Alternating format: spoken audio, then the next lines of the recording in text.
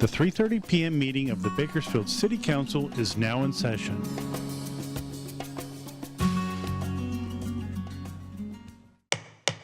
Good afternoon. It's my pleasure to call to order the 3:30 regular City Council meeting of June 11th, 2025. Madam Clerk, please call the roll. Mayor Go. Here. Vice Mayor Core. Councilmember Arias. Councilmember Gonzalez. Here. Councilmember Weir. Councilmember Smith. I'm here. Councilmember Coman. Here. Councilmember Bashir Tosh. Here. Thank you. In keeping with Council's resolution, public statements are received at different times depending on the item. I will call on the City Clerk to call for public statements at the appropriate time. If you wish to make a public statement, please fill out a public speaker card and place it in the tray next to the speaker podium. We ask that you mark whether you're here to speak on an item listed on today's agenda or an item not on the agenda. Speakers who do not identify a specific agenda item will be presumed speakers for the non-agenda public statements. If you're here to speak on an item not listed on the meeting agenda, you'll be called first to speak. Statements are given a 2-minute time limit per speaker, 20 minutes total for all non-agenda public statements. If you're here to speak on an item listed on the agenda, I'll call for you at the appropriate time. If public statements become disruptive and I have to clear the chambers to regain order of the meeting, you'll be called in one at a time to provide your public statement when your item is called. Everyone in attendance is expected to adhere to the rules of decorum established by resolution of the City Council.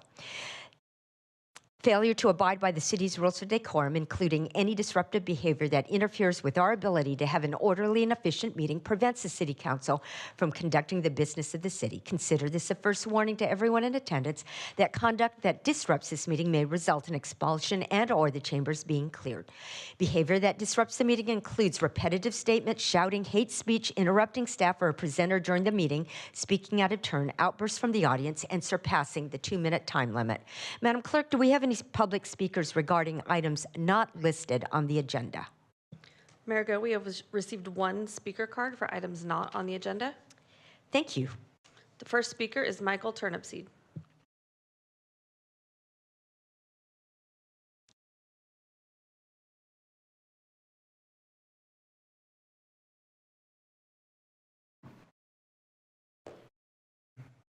Welcome. Thank you, Madam Mayor, members of the council. I'm Michael Turnipseed. I represent the Kern County Taxpayers Association. I have presented to the clerk a couple copies for all of you of my comments, so I'm just going to quickly talk about things. I spent since your last council meeting, watching all the budget hearings. I watched them twice. And I was trying to look for some optimistic things that I could take out of it. And I had a nice meeting last week with Mr. Hallen. I really think you're going to come to the decision that after you get this budget adopted, that you're going to have to really start looking at changes. We have gotten economic changes that are going to be continuing to affect us. We have infrastructure issues that are only getting worse, because basically the infrastructure has been completely neglected since 2008 because of the monies that were allocated for trips instead of other things. Measure N was a nice ride, but it looks like we've hit the end of the road for it as far as being with free money to spend around on projects. Infrastructure issues will demand more and more budget dollars. And realignment of council priorities is going to be imperative. It's not going to be you take the few extra dollars at the end of the budget cycle and put it in your capital improvement fund. There are going to be issues that completely demand more money. Discretionary funding for capital projects, like I said, is not going to be allowed, not going to be needed because of mandatory funds will be. So with that said, thank you very much for your time. Thank you, Mr. Turnipseed. Madam Clerk, any other speakers? Mayor Go, that was the last speaker, and we have not received any speaker cards for items on the agenda. Thank you. And at this point, we need a motion to adjourn. Move to adjourn to closed session. Motion to adjourn to closed session at 3:38. And for the record, Councilmember Arias entered at 3:34.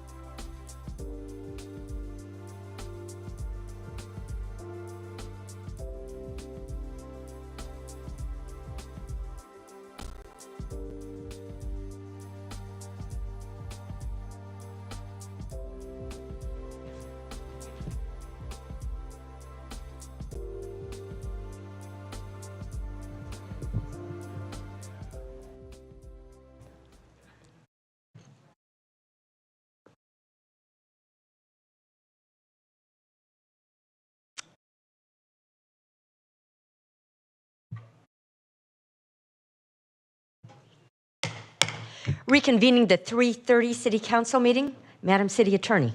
Thank you, Mayor. There was only one item on closed session tonight. There is no reportable action, and the Vice Mayor Corr arrived at 4:44. Thank you. Thank you. And with that, we stand adjourned at 5:01. And we'll start the next meeting at 5:15.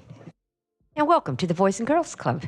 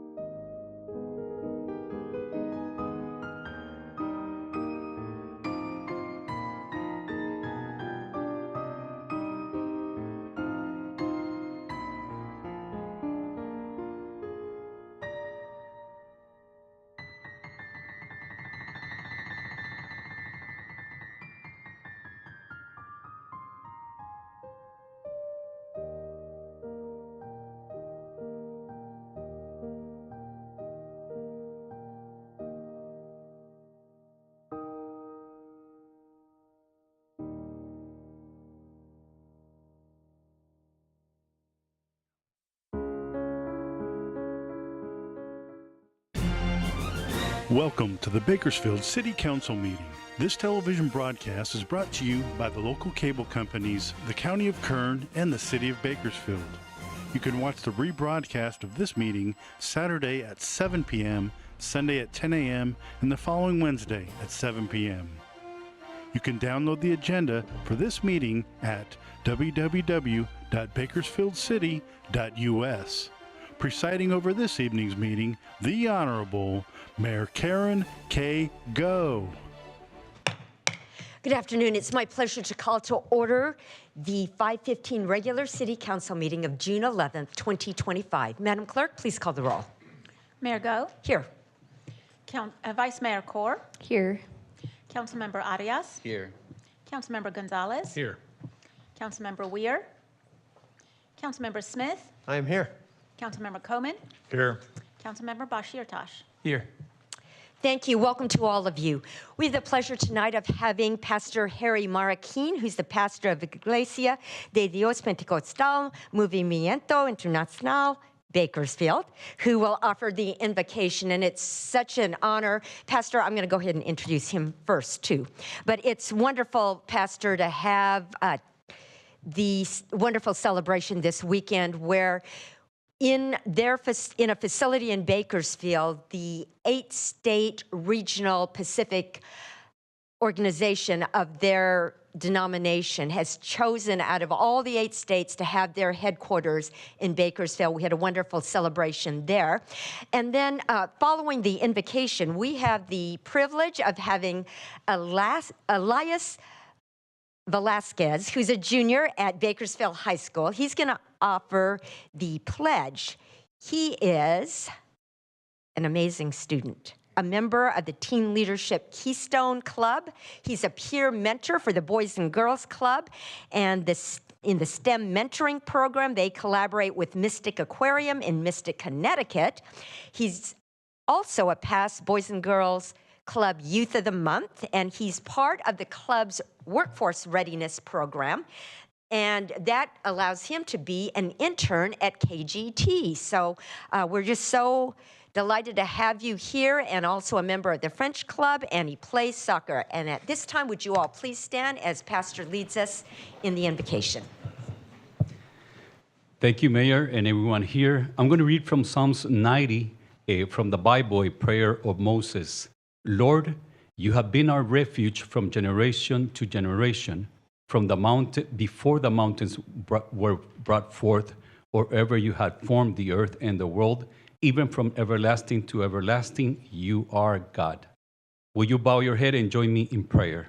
Our Father in heaven, blessed be your name. I want to thank you on behalf of all who are gathered here today. Thank you for your many blessings.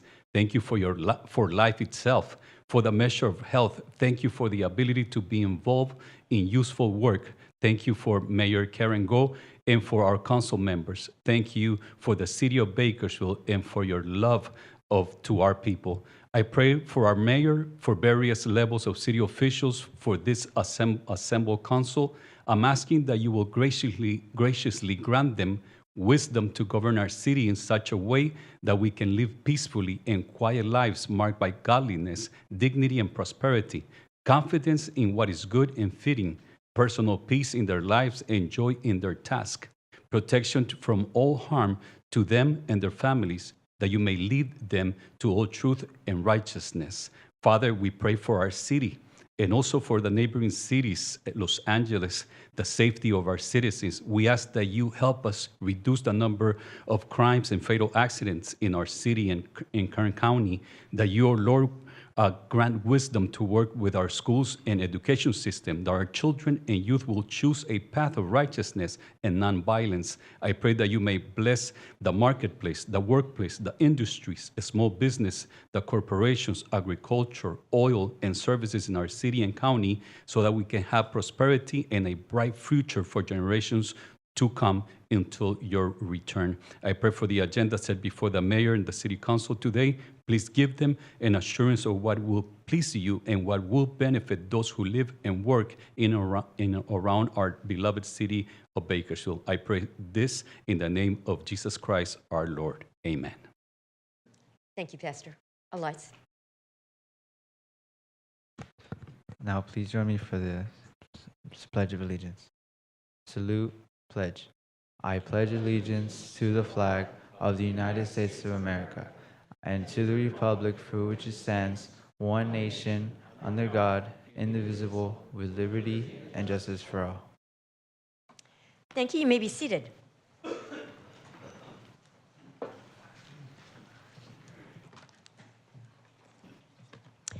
Here are a few guidelines to help our meeting run smoothly. We request that you turn off your phones. Please be courteous in the use of cameras and videos.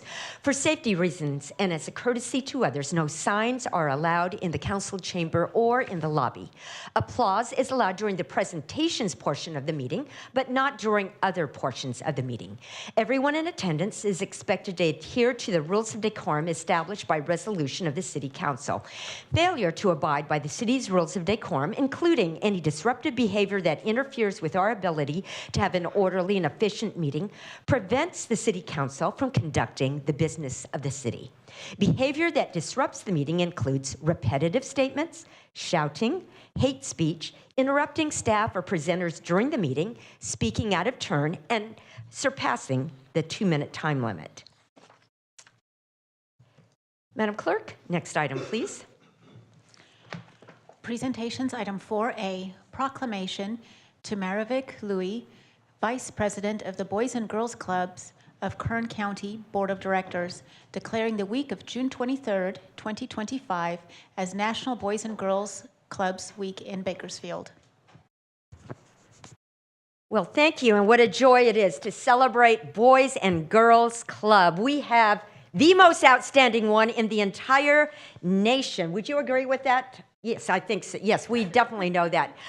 Employing more than 500 people, operating over 50 sites, and serving more than 11,000 young people, helping our young people to reach their full potential as productive, caring, and responsible citizens. And thank you to Maravik, our board member. She's going to introduce the rest of the team. It's my honor to read this proclamation. Whereas the young people of Bakersfield are the leaders of today and tomorrow, and many young people need professional youth services to guide them to reach their full potential, and whereas Boys and Girls Clubs in our city help to ensure that our young people are occupied by offering them safe and supportive refuge, one that provides quality programs, and whereas the Boys and Girls Club of Kern County will celebrate National Boys and Girls Club Week along with 5,000 clubs in our nation and more than 4 million young people nationwide. Now, therefore, I, Karen Go, Mayor of the City of Bakersfield, do hereby proclaim June 23rd through June 27th, 2025 as National Boys and Girls Club Week in our city, and call upon all citizens to join us in recognizing the Boys and Girls Club of Kern County for providing comprehensive and effective services to the young people of our community. It's my honor to be able to present this to the Vice President of Boys and Girls Club, Maravik Louis, and her team. And Maravik, please offer some words and introduce your team. Sure. Thank you, Mayor Karen Go, and the rest of the council members. I have in here our CEO, Zane Smith, Maggie Cushion, and Orlando, some other. I'm sorry. Anyhow, on behalf of the Boys and Girls Club of America, we thank you for your recognition of the National Week of Boys and Girls Club.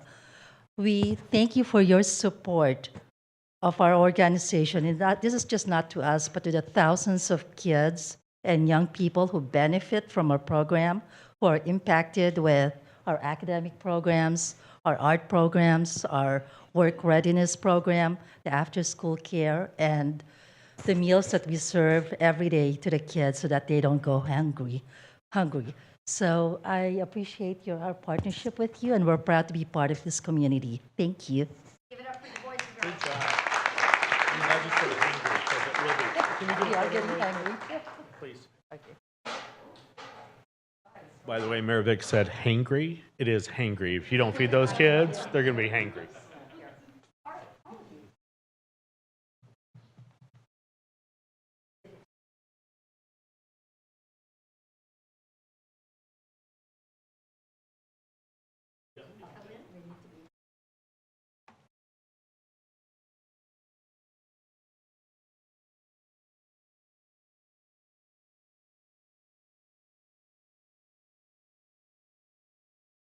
Thank you very much. Thank you. Thanks so much.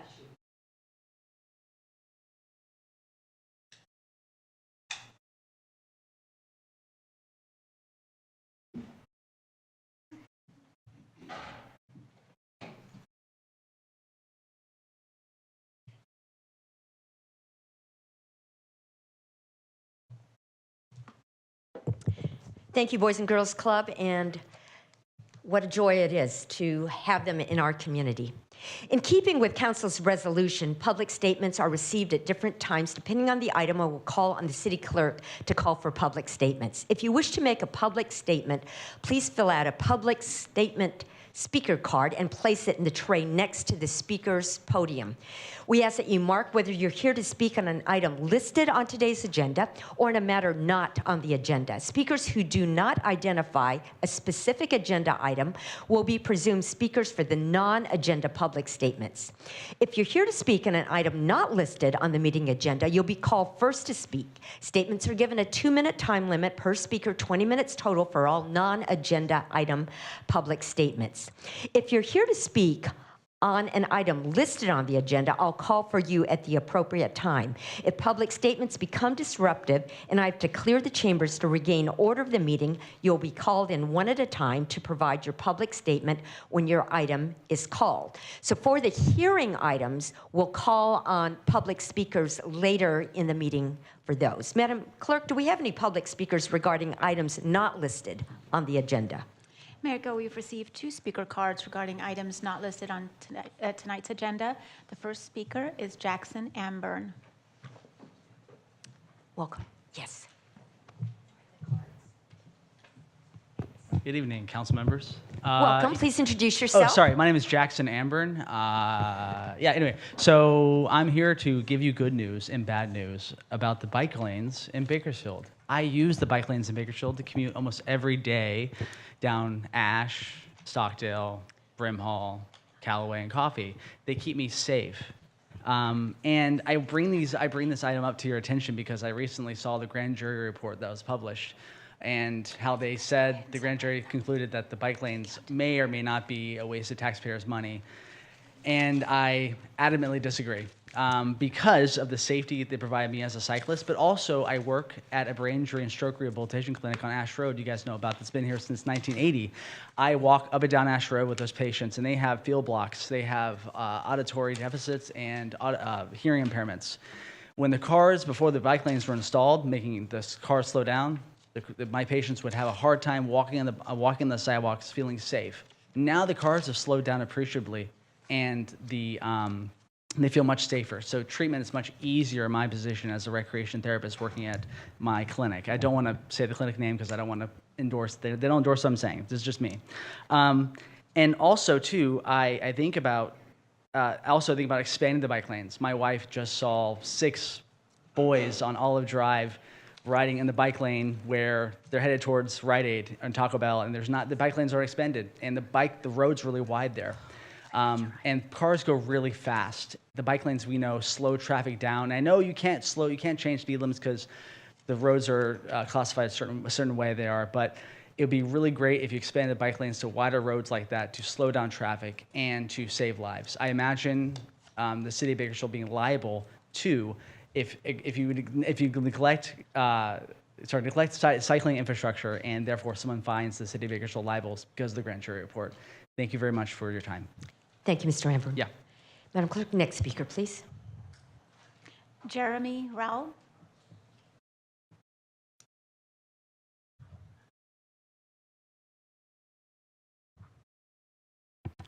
Good evening, Mayor Go and council members. My name is Jeremy Rowell. I apologize if I'm speaking on an issue that may not be under your jurisdiction, but I'm seeking a little bit of help. I live at the end of the West Side Parkway. And next to my house is property that the city owns that is, I believe, is for future expansion of the West Side Parkway.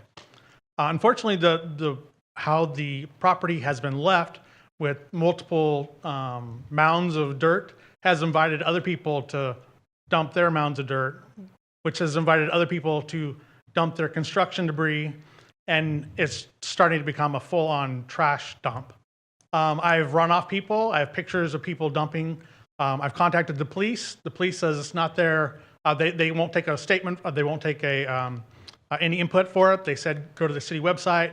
I went through the city website. Code enforcement contacted me. They said it's not under their jurisdiction. I need to contact Caltrans. I contacted Caltrans, but I can't get any response from Caltrans. I don't feel like it should be my problem to police the area and kick people off and jeopardize my safety, my family's safety. I believe if it was anybody in the city that left their property like this, code compliance would be finding them to make them clean up the property. So I'm just seeking a little bit of help to find out where I can go to get this property cleaned up. And there's plenty of dirt there where the city could push and create a berm to keep people from driving out and inviting them to dump their debris onto this property. So that's all I have. Thank you guys for your time. Thank you, Mr. Rowell. Is that Caltrans property? I do have maps and pictures. Anybody would like? Mayor will investigate to find out who Thank you owns so that much. property. Great. Thank you. Madam Clerk, any others in this category? Mayor Go, we have not received any additional speaker cards, and we also have not received any speaker cards for agenda items. Okay. So next item, please. Consent calendar items 7A through 7I for approval. Thank you. And I haven't received any requests. Oh, we have one here. Council members, any other requests? So we have one here for recusal, and Council Member Gonzalez, would you like to just go ahead and state your reason? Mayor, I'll be recusing myself tonight from item 7F2 for the purposes of a potential conflict related to SB 1243. Thank you, Council Member Gonzalez. Vice Mayor?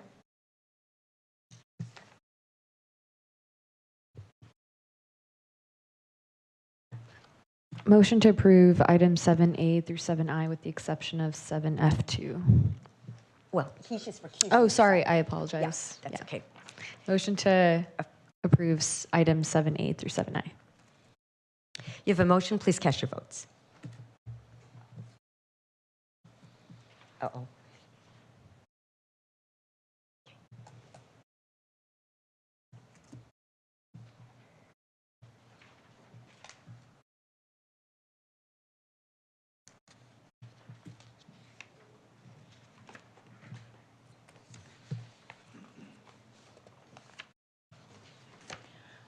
Motion is approved with council members Arias and Weir absent. Oh, okay.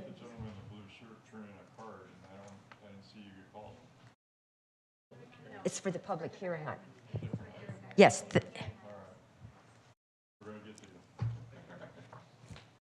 Just for clarification, the hearing items will be called later for public statements. Right.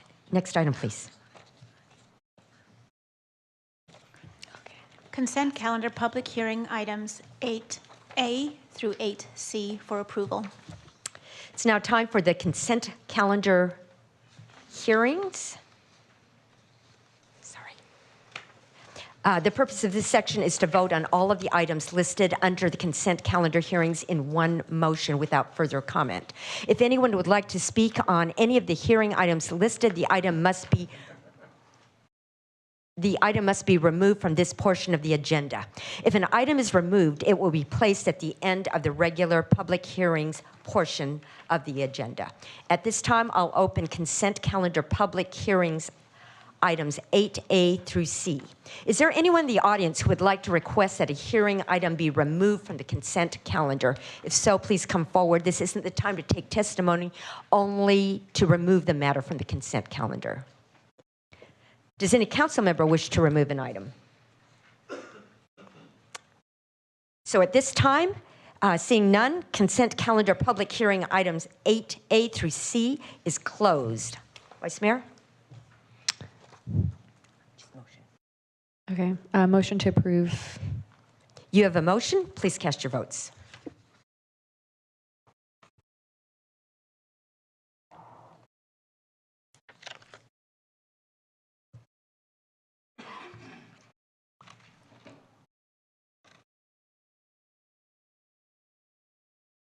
Are we having? Okay, it's up now.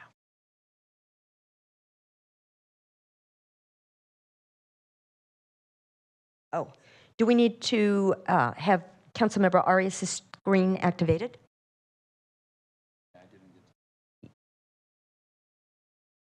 What do we need to do to enable him to vote? I have to mark him Reset? as present for the meeting, and we're going to have to reset the vote, Mayor, if you Okay. will just give me a moment.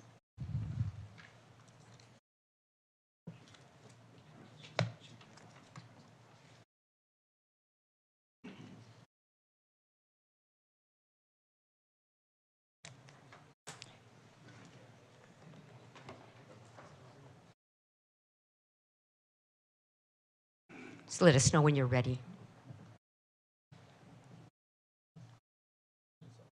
Motion is approved with Councilmember Weir absent. Thank you. Our next item is public hearings. Each side will be allowed 15 minutes. It's 15 minutes for all speakers per side. So it's important that you identify yourself, make your statement succinctly so others may speak. We'll hear statements from those opposed to the staff's recommendation first. Then we'll hear from those who'd like to speak in favor of the staff recommendation. If there's testimony on both sides, each side will be allowed a 5-minute rebuttal. There's a clock on the TV screens behind me which indicates 15 minutes. Please step to the microphone, identify yourself. After 14 minutes, a yellow light will come on. At the end of 15 minutes, a red light will flash indicating your time is up. Quickly end your statement. You may ask questions during your statement, but they won't be addressed until the public hearing is closed. If you have written comments that are longer than your verbal statement, give them to the clerk and she'll provide copies to the council. Please be courteous to others who wish to speak. Madam Clerk, please read the first public hearing item. Public hearing to consider adoption of domestic water rates for fiscal year 2026 through 2030. Okay, wait a minute. I'm sorry. Did we had some public speakers on 8B? No, this says 8B. Madam Clerk? This isn't, clerk just handed me these for 8B. It does appear that we received 2 speaker cards for 8B. Madam Mayor, no one spoke out regarding pulling the item from the consent calendar, however. Okay. Madam City Attorney, at this point, should I just invite comments? Would you please call them? Sorry, we're going back to 8B. Cecilia Delgado. Oh, okay, sorry. All right, so 9B on that one. And Nora? Okay, so we're all good. Now we're going back to now we're on 9B. Madam Clerk, please read the first public hearing item. 9A, public hearing to consider adoption of domestic water rates for fiscal year 2026 through 2030. Resolution to adopt increases to water rates for domestic water service area for fiscal year 2026 through 2030. Thank you. Assistant City Manager Helen. Thank you, Mayor. We've had significant presentations previously, so we're foregoing a presentation and just want to listen to public comment. Thank you. At this time, public hearing item 9A is open. Is there anyone who would like to speak in opposition to staff's recommendation? Please come forward to the microphone, identify yourself, and proceed. And this would be the appropriate time for Ms. Bassi to come forward.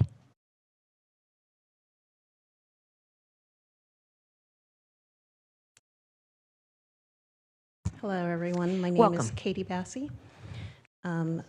I had 2 non-agenda items as well on the card that I submitted, but I will proceed with 9A for the moment. Thank you. I have been a native of Bakersfield for, it seems like an ungodly amount of time, so this is definitely home. I have watched it grow, and I do know that while inflation has had its impact on many sectors of our community's economic life, that it would be another unbearable cost for the citizens, not just for myself. Just speaking boldly, We've suffered quite a bit in the agricultural arena, as well as the trickle-down effect in the grocery markets. Adding water to that list could create a hardship for many people.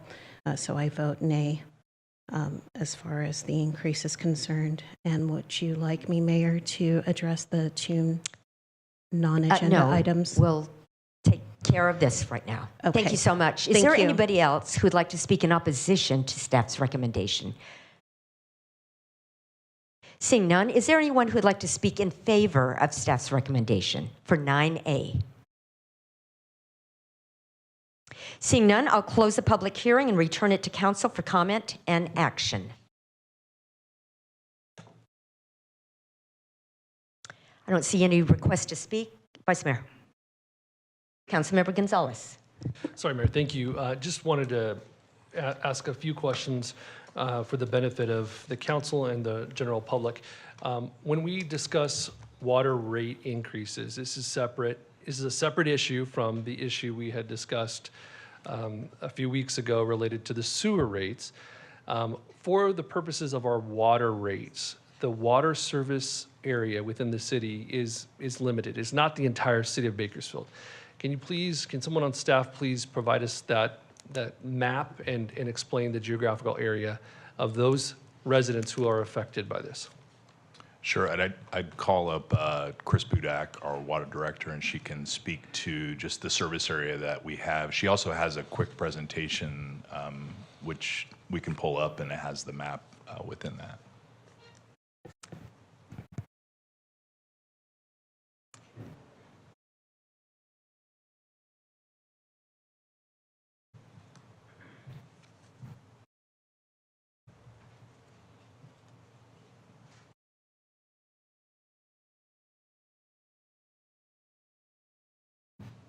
Good evening, Mayor, Go and Council. I'm just going to flip right to the map that you were requesting, Councilman Gonzalez. So the area that is within the city's domestic water service area is on the western and southern part of Bakersfield. It does include and encompass all the wards, but the greatest majority is Ward 5.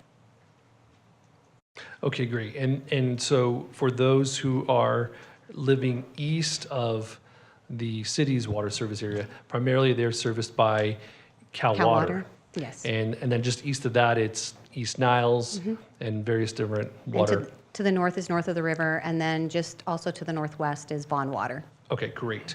And if you can, just for the benefit of the public, because we are making a decision tonight, just give us an overview of what the 5-year rate increase is. The 5-year rate increase that is proposed and being considered this evening is a 34%, 6%, 6%, and 2.5% over the 5 years.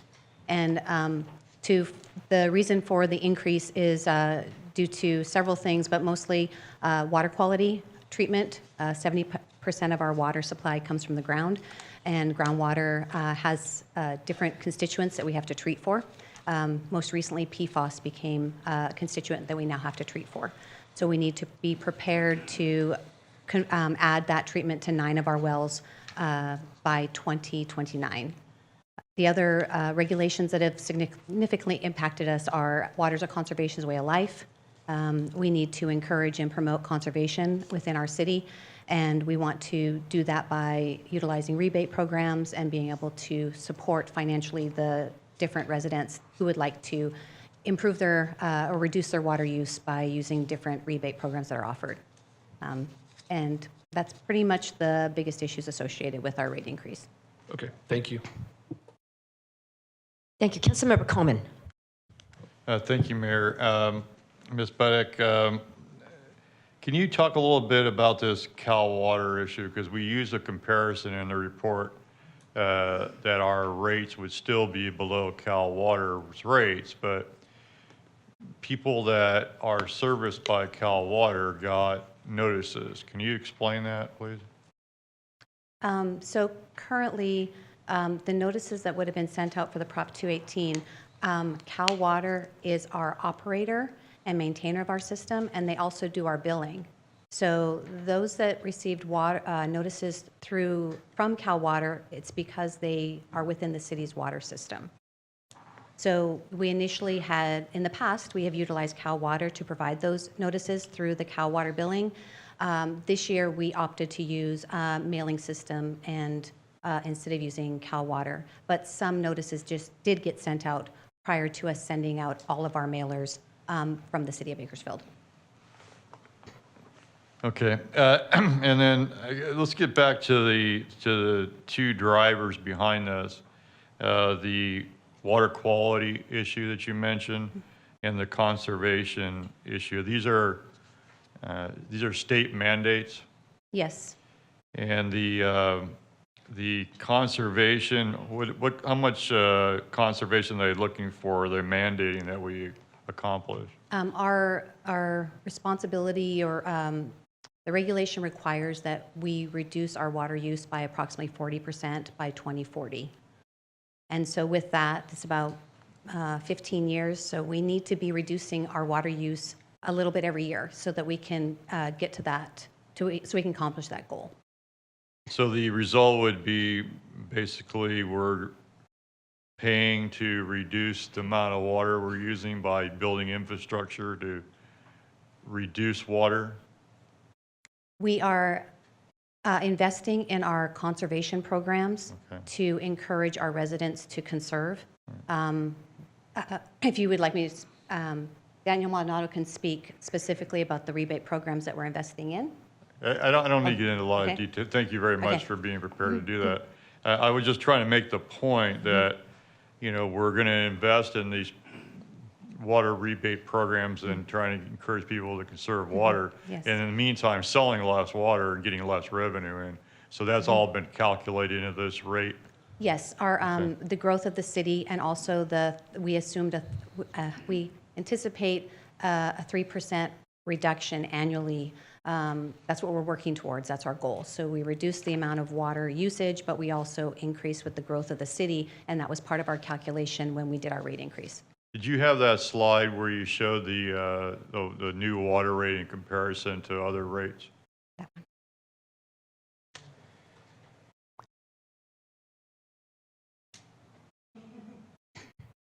I think it's there.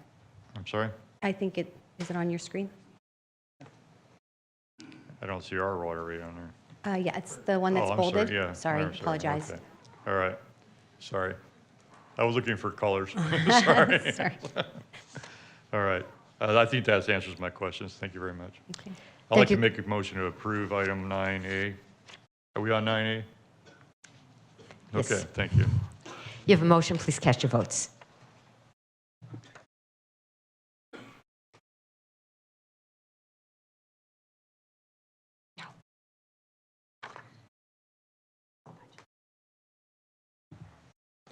Motion is approved with Councilmember Weir absent.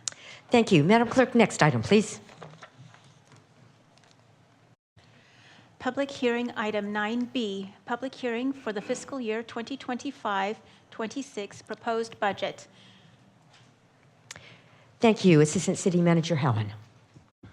Thank you, Mayor. I'll just do a brief overview and a recap, and then we'll have a presentation before we receive public comment.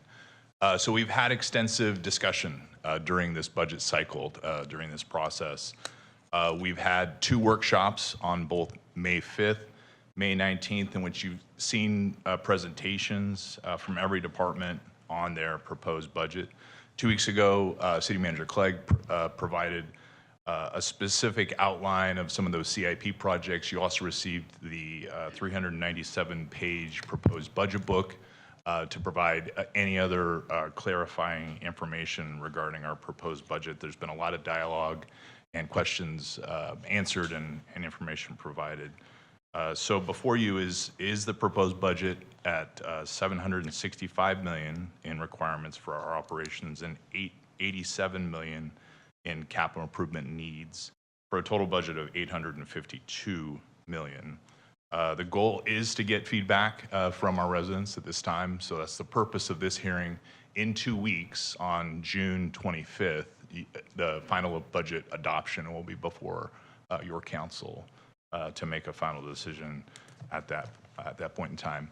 The presentation that we'll now have is there is a new law that is on the books that we need to meet that requirement to share all of our vacant positions. So AB 2561 requires us to provide to the public body at a public hearing an overview of our vacant positions as well as what we're doing to address those. So we've asked our HR director, Christy Tinter, to provide a brief overview of that, and then I'll do a quick wrap up. Welcome. Thank you so much, Assistant Manager Allen, and good evening, Mayor Go and members of the City Council. Christy Tinter, Human Resources Director, and as shared, I will be sharing out compliance aspects of the new Assembly Bill 2561.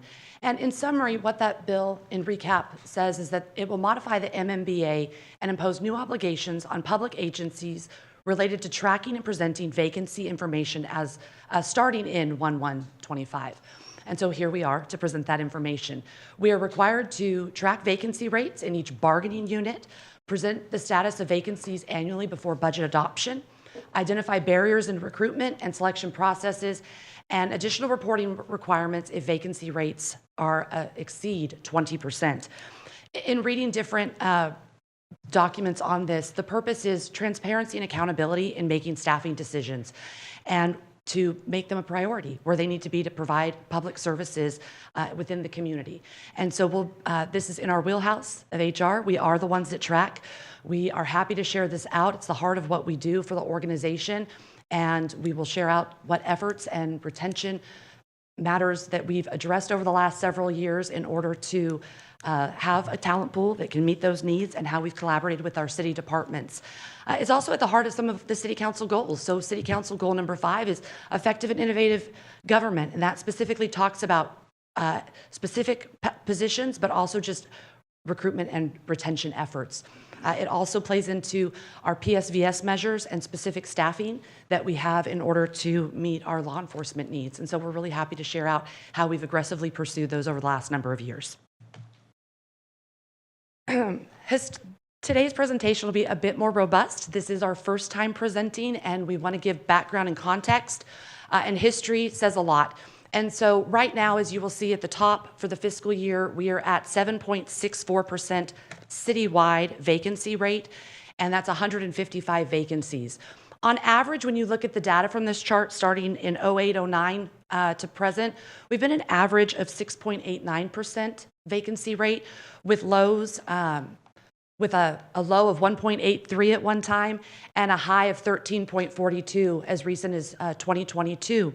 And so when we look at what does that mean in the environment, how does that relate to other agencies, you see Berkeley Labor Center put out an article recently that spoke to basically that public agencies usually have a 6 to 10% normal vacancy rate. And so again, we're in that window of acceptance. And again, that doesn't stop us from trying to do more and better to fill our positions in a more timely manner.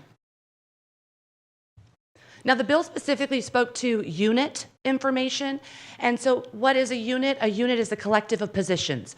And oftentimes those are represented by a labor partner, a union, or an association, but they also can be under a resolution grouped together. And so I've presented on this slide the units that we recognize within the city of Bakersfield. So I'll run through those and what they provide: the name of the unit, the authorized positions, vacancy rate by unit, and classifications. I'll preface that none of ours came close or exceeded the 20%, so we do not have additional reporting requirements. We have Bakersfield Police Officers Association, 490 authorized position with 39 vacant, 7.96. Those represent sworn classifications from the Rackham Sergeant to our entry-level police officers. Bakersfield Professional Firefighters Association is 192. We have 2 vacant positions, a 1.04%, and those are battalion chief to entry-level firefighter. SEIU is our blue and white collar professional classifications. It's our largest unit, 1,119, 93 vacancies, 8.31 vacancy rate. And those are our administrative, blue collar support, field operations. We'll talk more about what classifications specifically are included. Then we have the management and supervisory. I've also included the executive. So we have 228 with 21 vacancies and a 9.2% vacancy rate. That's our general supervisory, our miscellaneous management, police and fire management, and then of course the executive is the city manager and the city attorney's office, or city attorney, I apologize. Well, the bill doesn't ask for department information, but it's perspective. Where are these vacancies within our organization? And so the largest is in our police department, and 63. We'll talk about effort specifically there and why that number is going to dwindle just over the next several weeks. We have Public Works as our second largest department with 42 vacancies, but again, it breaks down 12 of our 13 departments have a vacancy for a total of 155. Now, I will note that these are as, we had to do a point in time. This is data as of May 5th. So it's evolving, it's changing. People retire, people hire, people leave. But we had to have a point of time date for data assessment. And so this is our first pay period in May, and it's May 5th is the data. To really talk about why do we have a bill like this and what is different about public sector recruiting, it's important to talk about the processes here. There are very defined processes. A recent article by NeoGov, one of the leading public sector recruitment software companies, put that typically public sector is 3 times longer than private sector jobs, and there's reasons for that. And today I'm not here to paint a negative picture on all of them. There are opportunities and there are ways for us to combat that and move forward. But as we look at what the recruitment selection process is, we post a job. When a job is open, we receive a requisition from a department that they want to move forward. We post the job, and it's going to be open a minimum of 10 to 14 days. That is by our civil service rules. We follow that. So 10 to 14 days, we're advertising it. Sometimes it's longer. If it's difficult, we might do continuous 30 days. It can vary based on the need of the position, but minimum, we're starting at 10 days. We're then going to move into screen applicants, depending if we have 500 firefighters or 4 HR analysts. It depends on how long that takes, but we're screening all of these applicants to say, do they meet the minimum qualifications from the job descriptions that have been negotiated with our unions, that have been approved by civil service, and that have been approved by city council in many cases. Then we're going to go into assessments and testing. So assessments and testing can vary. This is more so for law enforcement, where we have physical agilities, we have written examinations, we have different components that we need to test competency and skill set. But again, managing and scheduling those individuals add time to the process. Our interviews are panel interviews. They're usually an oral appraisal of which they're being rated and ranked for an eligible list. And so we will typically have an oral board. We can have a number of raters on that oral board, and then we're bringing in individuals. Those steps then have to be taken to certain civil service boards for approval in police and fire before we can make a hiring decision. Finally, we get to an eligible list. We're ready to go. We have names. We're going to interview the top 3 if there's 3 or more that exist on the list, and we're ready for a department to make a hiring decision.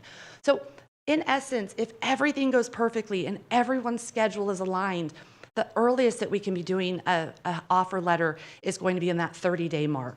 Now, when we look at the results of 24 to 25 recruiting efforts on this, my left of the screen, we can see to date, 220 recruitments completed. These are full-time. Over 15,000 applications, over 186 hires, and average day to fill 81.4. Now, I reported in the past 64 days is more of our average spot for that. When you look at the private sector, it's usually around 36 days. The quickest we've done it in the last year is 26 days, but we've had some, especially dispatchers, where we've had difficulty in hiring, or we've been working through other processes of restructuring a job. It can be upwards of 190 days to fill a job position.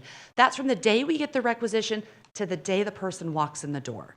And so again, looking at documentation from a NeoGov article, typical local government, state and local average of hiring, filling a position is 136 days.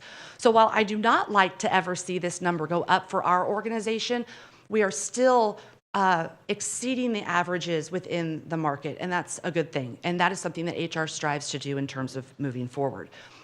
I've touched upon what can expand on these, and so of course law enforcement is excluded from those numbers. A police officer recruitment is 6 months.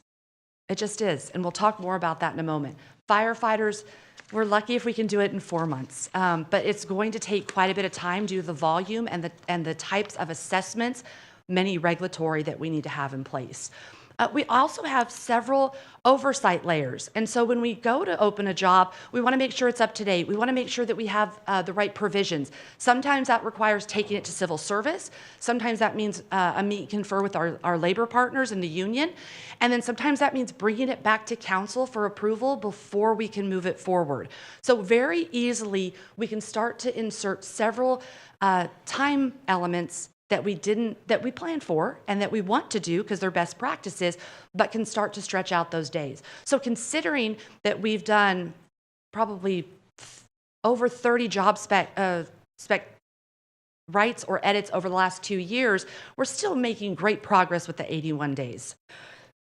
So that's a little about the process. So again, when we look at why do we have vacancies or where are they at in status, this is the foundation of our civil service process. I would remind that we have 3 civil service boards. There are a limited number of California agencies that have civil service boards. I am not aware of any that have 3 with 3 different sets of rules. And so our department is going with HR, has those meetings with departments to talk about recruitment and retention efforts. And so again, another layer that is in the process that we have to be cognizant of. Let's move into vacancies. So we are, per the bill, AB 2561, we need to talk about the vacancies. So this is the vacancies as of May 5th that have been reported out. We also shared this more recently at the Personnel Committee. I want to put a large caveat on the status. That's the status of May 5th. If there are other policy decisions or directives or budgetary advice that comes out based on positions, obviously these status updates can change, but as of May 5th, this is where we were at with the 155 vacancies. So for 93 vacancies in blue and white collar positions, we had 37 conditional offers, 27 eligible lists created. So we've already interviewed and we're ready to start hiring individuals. We have 21 active recruitment processes, which mean they're either requisition, posted, screening applicants, those higher tier step processes. And then we have 8 pending where we're either reviewing or we don't have a requisition in process.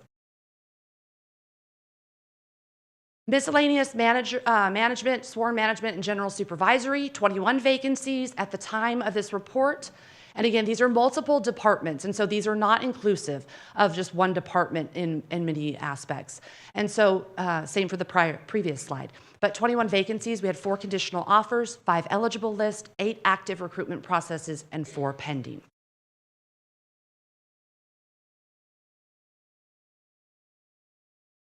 Now, recruitment efforts for all units. There's a lot of similarities between our recruitment efforts. And again, when I look at this, I think back over the last several years. We've had a lot of changes in the demographics of applicants in the hiring process with the Great Resignation, with COVID, a lot of changes. So a lot of the references on this slide pertain to the more 3 to 5 year time frame of what we've done.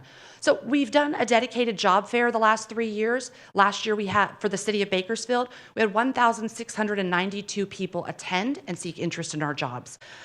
We had a lot of information there so they understood our jobs. Sometimes they don't know that. What does Public Works do? What do these other jobs do? So we had breakout sessions. Let's tell you about our jobs. Let's tell you what we do here at the city. It was a good opportunity to show and tell for many of our departments who attended and had breakout tables. We've done expanded outreach and job postings. All of our jobs, when they are posted, go on governmentjobs.com. That is a national platform. So automatically, we are on a national scale with any job posted. We do some promotionals that are internal, but still, they are posted on a national level. We also look at different professional associations. We've done TV, we've done social media, Facebook Live, LinkedIn. We've done a variety of different efforts to try to attract candidates and let them be aware that our jobs do exist and that we want them to have interest in our positions. We also reach out to a number of different diversity groups within the community to let them know we have positions. Send us applicants. We'd love to learn more. We'd like to expand our workforce. How can we partner or collaborate with you? On-site screening and interviews, it was live. It was if you had a resume in hand, come talk to us. Some of you may have seen that in the community at different fast food agencies, but we're trying to meet the needs of our customer, which are applicants. So if you're available, come on in today. We'll see if we have a job and start moving you through the process. And we had some good results the few times at the job fair that we've provided that. Compensation adjustments, we need to be able to attract. And so we have a lot invested into our total compensation models, but with the minimum wage increases the last number of years, it's been difficult to attract some of our more entry-level positions with the rate of blue-collar jobs having such a low unemployment rate and having a difficulty. It's important that we have compensation adjustments. We've made over the process of our comping class of adjustments to almost 320 different positions, people in positions that have really paid off, and we've seen an increase in our overall applicant pools. Technology, it's all about the digital. We need texting to applicants. We remind them that they have appointments. We ask them to communicate with us. We have QR codes that they can access information. We have QR codes that we can track where our applicants coming from, who's hitting our websites, how do we reach out, what job fairs do we go to, and we have interest cards. Interest cards are something that we highly advertise and motivate individuals to do online. You'll be the first to know that a position is available. A streamlined and automated new hire process. Let's go digital again. Let's get rid of paper. Let's not make people come into orientation and do paperwork for a couple hours. Let's talk about their jobs and get them out into the field. Let's reduce those time limits. So we've been able to automate all of those flows. Local and school job fairs. Working with the city manager's office, they have been able to produce a pretty robust fellowship and summer intern program. We were happy to partner with them in Fleet and have more of a blue-collar internship and actually had a direct hire from that process. So we were really excited to see those programs come out. Enhanced benefit summaries. We've linked and we've documented. We want people to say, oh, wow, Bakersfield offers that. This is what we want. So job descriptions. In retention, it's about culture and it's about belonging. It's about an inclusive work environment. It's also about the benefits and the money. We understand that. But we've done a number of efforts to help retain and entice our current employees. I think one, our guiding principles, CARES, is a foundation for of civility and how our employees should interact and how they should be held accountable and hold us as leadership accountable. We've, again, done the compensation adjustments. We've negotiated terms with our labor partners in our last round that were higher than our normal rates to get us more competitive in our labor markets, where we've typically been 18 to 30% below in our labor markets. Wellness initiatives, I got an email today, we're Blue Zone certified in City Hall North, so excited for that. Police has their wellness center. We have a wellness fair, lots of things that we can provide for our employees. You Belong Committee, Employee Incentive Team, Public Service Recognition Week. Many of you on the council are aware of those efforts and participated in a number of them.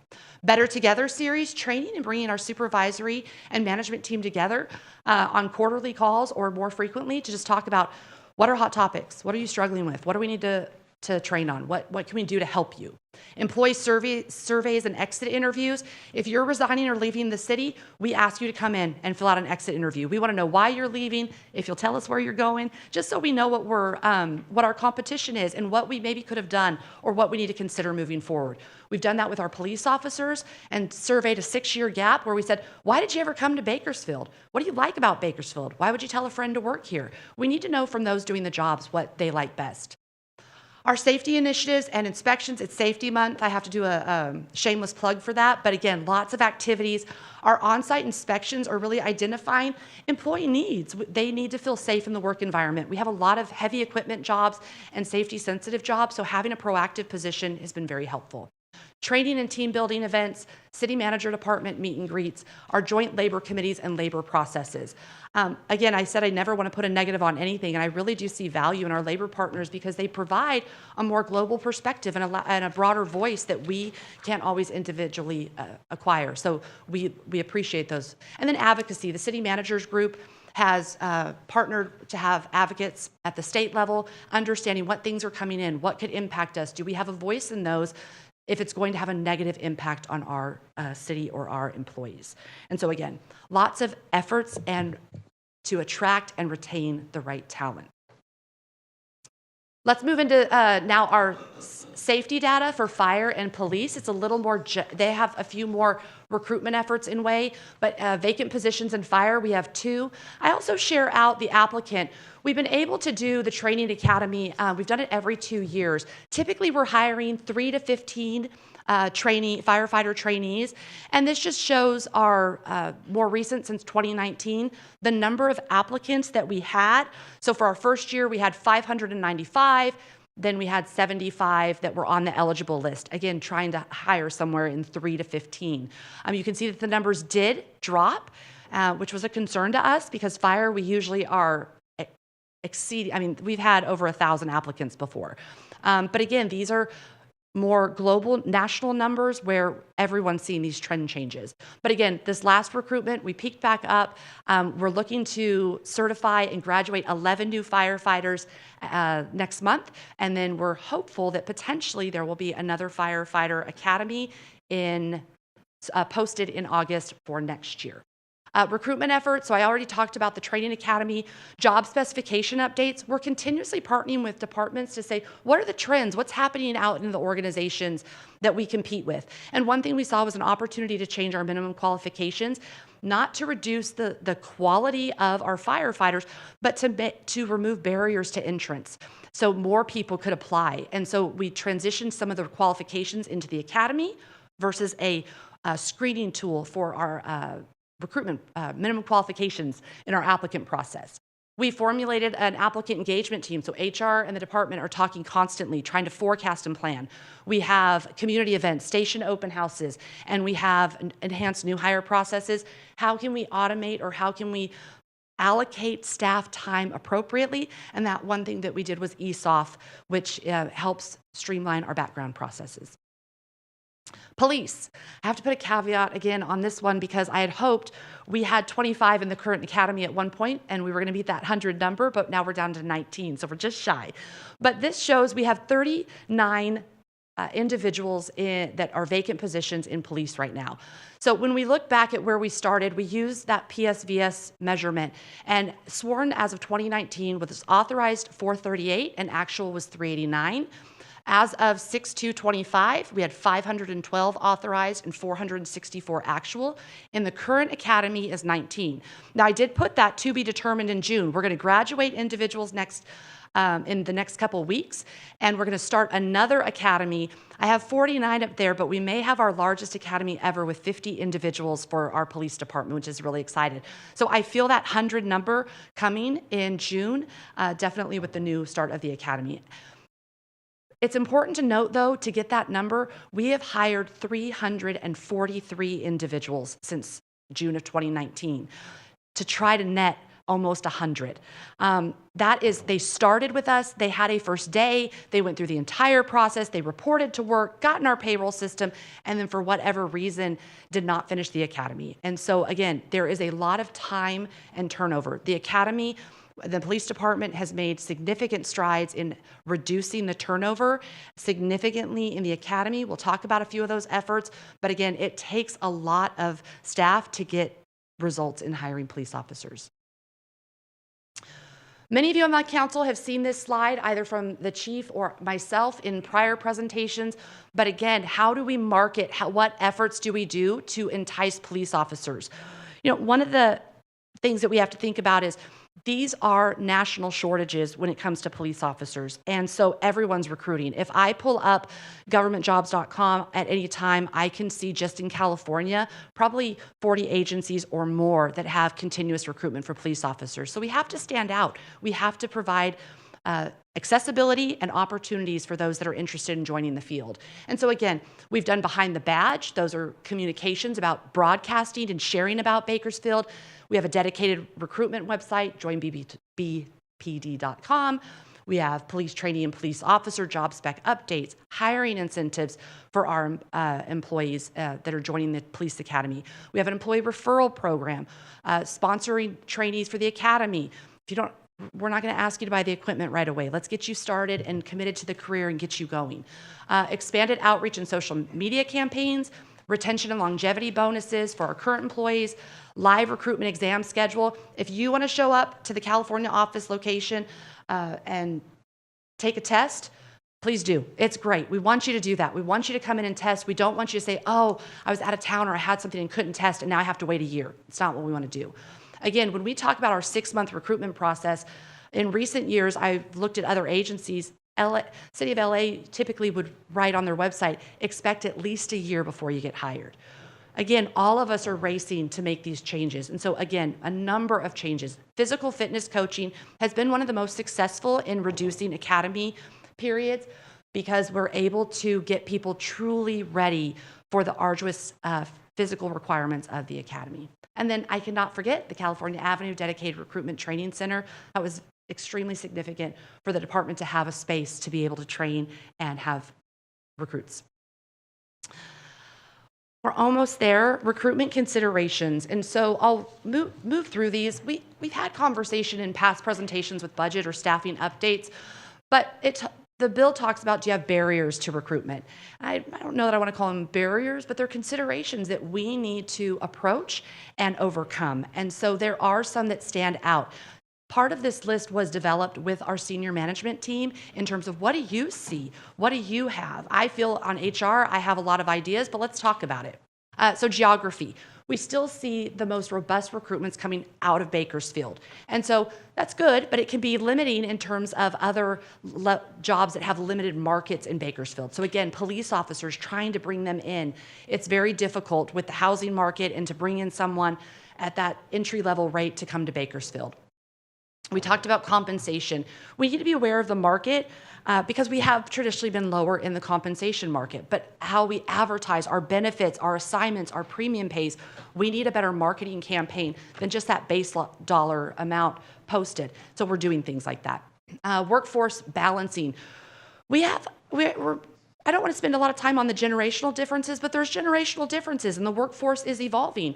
And so where do we put our supervisors' time in terms of operational excellence, or where do we put it in terms of having them be mentors and coaches, sometimes on mental health and well-being issues? Agencies are reporting more burnout. There's sometimes more significant overtime. And when you have a new supervisor, which we do due to turnover, it's a difficult balance for them to know, how do I get the job done? And how do I still show cares and support my employees? So finding opportunities for that. Applicant expectations. Public sector doesn't always move fast. It's a flat organization to some degree, and we don't always have a lot of promotions. And so we get people that come in and they're ready to promote, but we don't have a position. And so it's difficult to tell them, wait. It's not really the mindset. And so we have to continue to work on that and have other opportunities for training, succession planning that engages. Talent loss. So with the Great Resignation, public agencies had the greatest retirement rates and showed the largest reductions in staffing. And so we lost a lot of core talent. How do you replace that when you had supervisors or managers that were 30 years in and now they're gone? Did we have the right processes in place in order to backfill them and keep operations successful? Salaries versus retirement decisions. Salary does drive retirement with CalPERS. And so where you see where there are no salary adjustments or where you see someone working towards a specific outcome, that can increase. So in years where we don't have salary increases, we see a greater rate of retirement because they'll look and say, well, I can probably get an increase through CalPERS. I'll just go to CalPERS. So how we strategically consider those operational decisions is very important.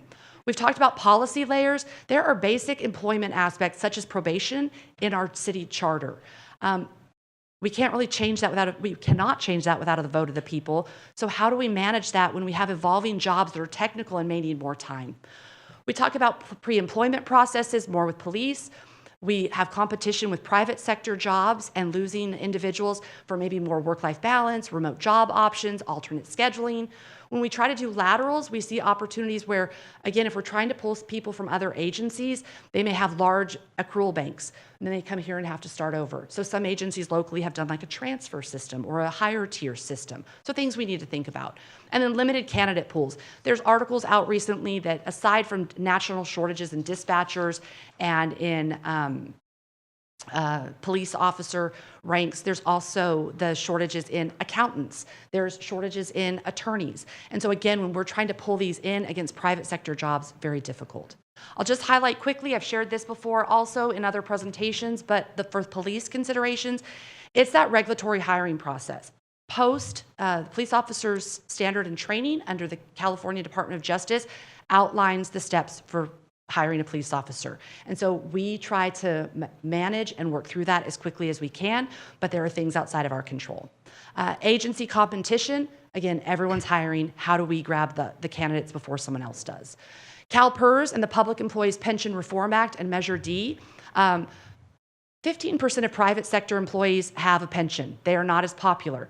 When you're hiring people in from private sector or that don't have public sector experience, coming in and seeing the pension reform where you're paying, a police officer is paying 14.75% of their pension is a difficult process at times for them to understand. It's not optional. They have to do it.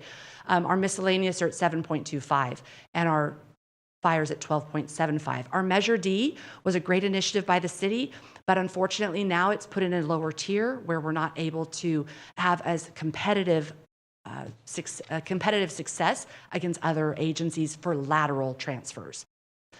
Police reform, qualified immunity, Department of Justice, those things are personal opinions for candidates or for current employees. And so officers, we've had officers that say, love the job, love being a police officer, not in California, I want to move. Or no, these things have impacted the job in a different way that I don't want to be here. And so those are considerations of how do we overcome that. Within the last 4 years, there's been a presumptive change in workers' comp, presumptive change to where they accept PTSD. We have started to see claims in terms of those types of injuries for our officers and responding. But again, it's another, how are we proactive to counterbalance that? And I think the Wellness Center has done a lot of that. Last slide, we're there, just in case.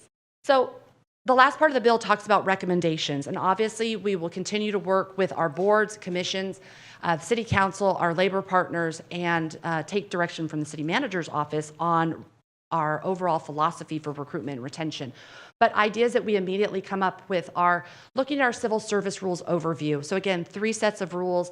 Some of them could be updated for more timely or more modern processes. So is there an opportunity for us to update civil service rules? And then training on those rules so employees understand them. When you come from the private sector, these are not familiar processes or terms. We want to be able to make that an equatable skill for our employees.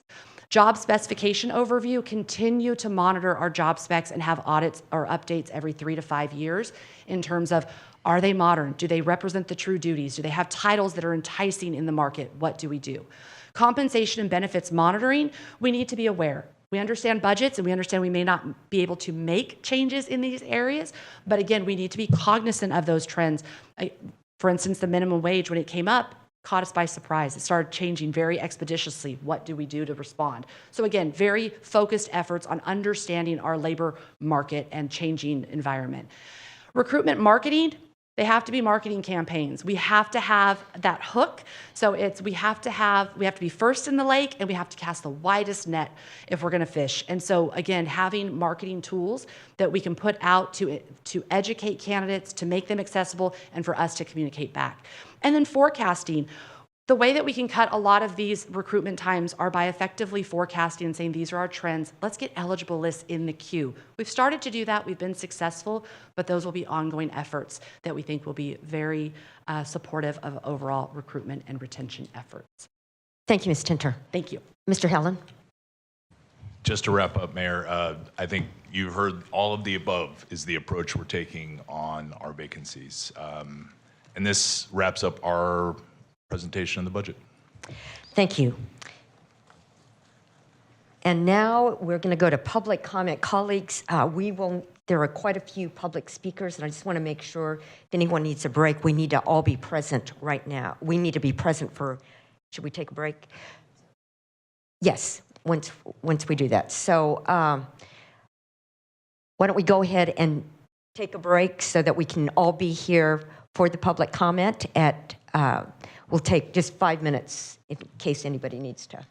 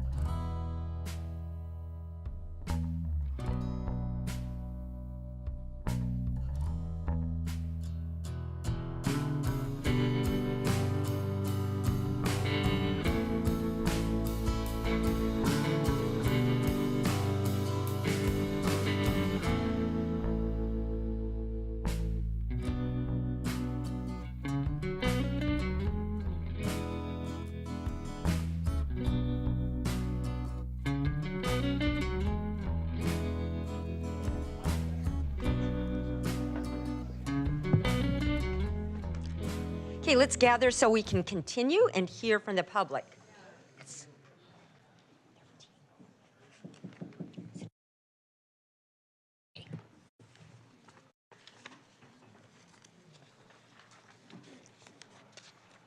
So at this time, I'd like to open the public hearing. And I know we have about 14 speaker requests. Just to help us gauge our time, for those who are opposed to staff's recommendation and want to speak in opposition, could you just raise your hand so I can get a sense?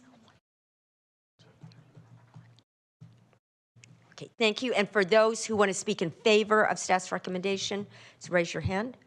Okay. Thank you very much. And so we have a number of speakers. We'll just ask you to be considerate so that we can get through everyone. For those who would like to speak in opposition to staff's recommendation, now that the public hearing has been open, this would be the time to come forward.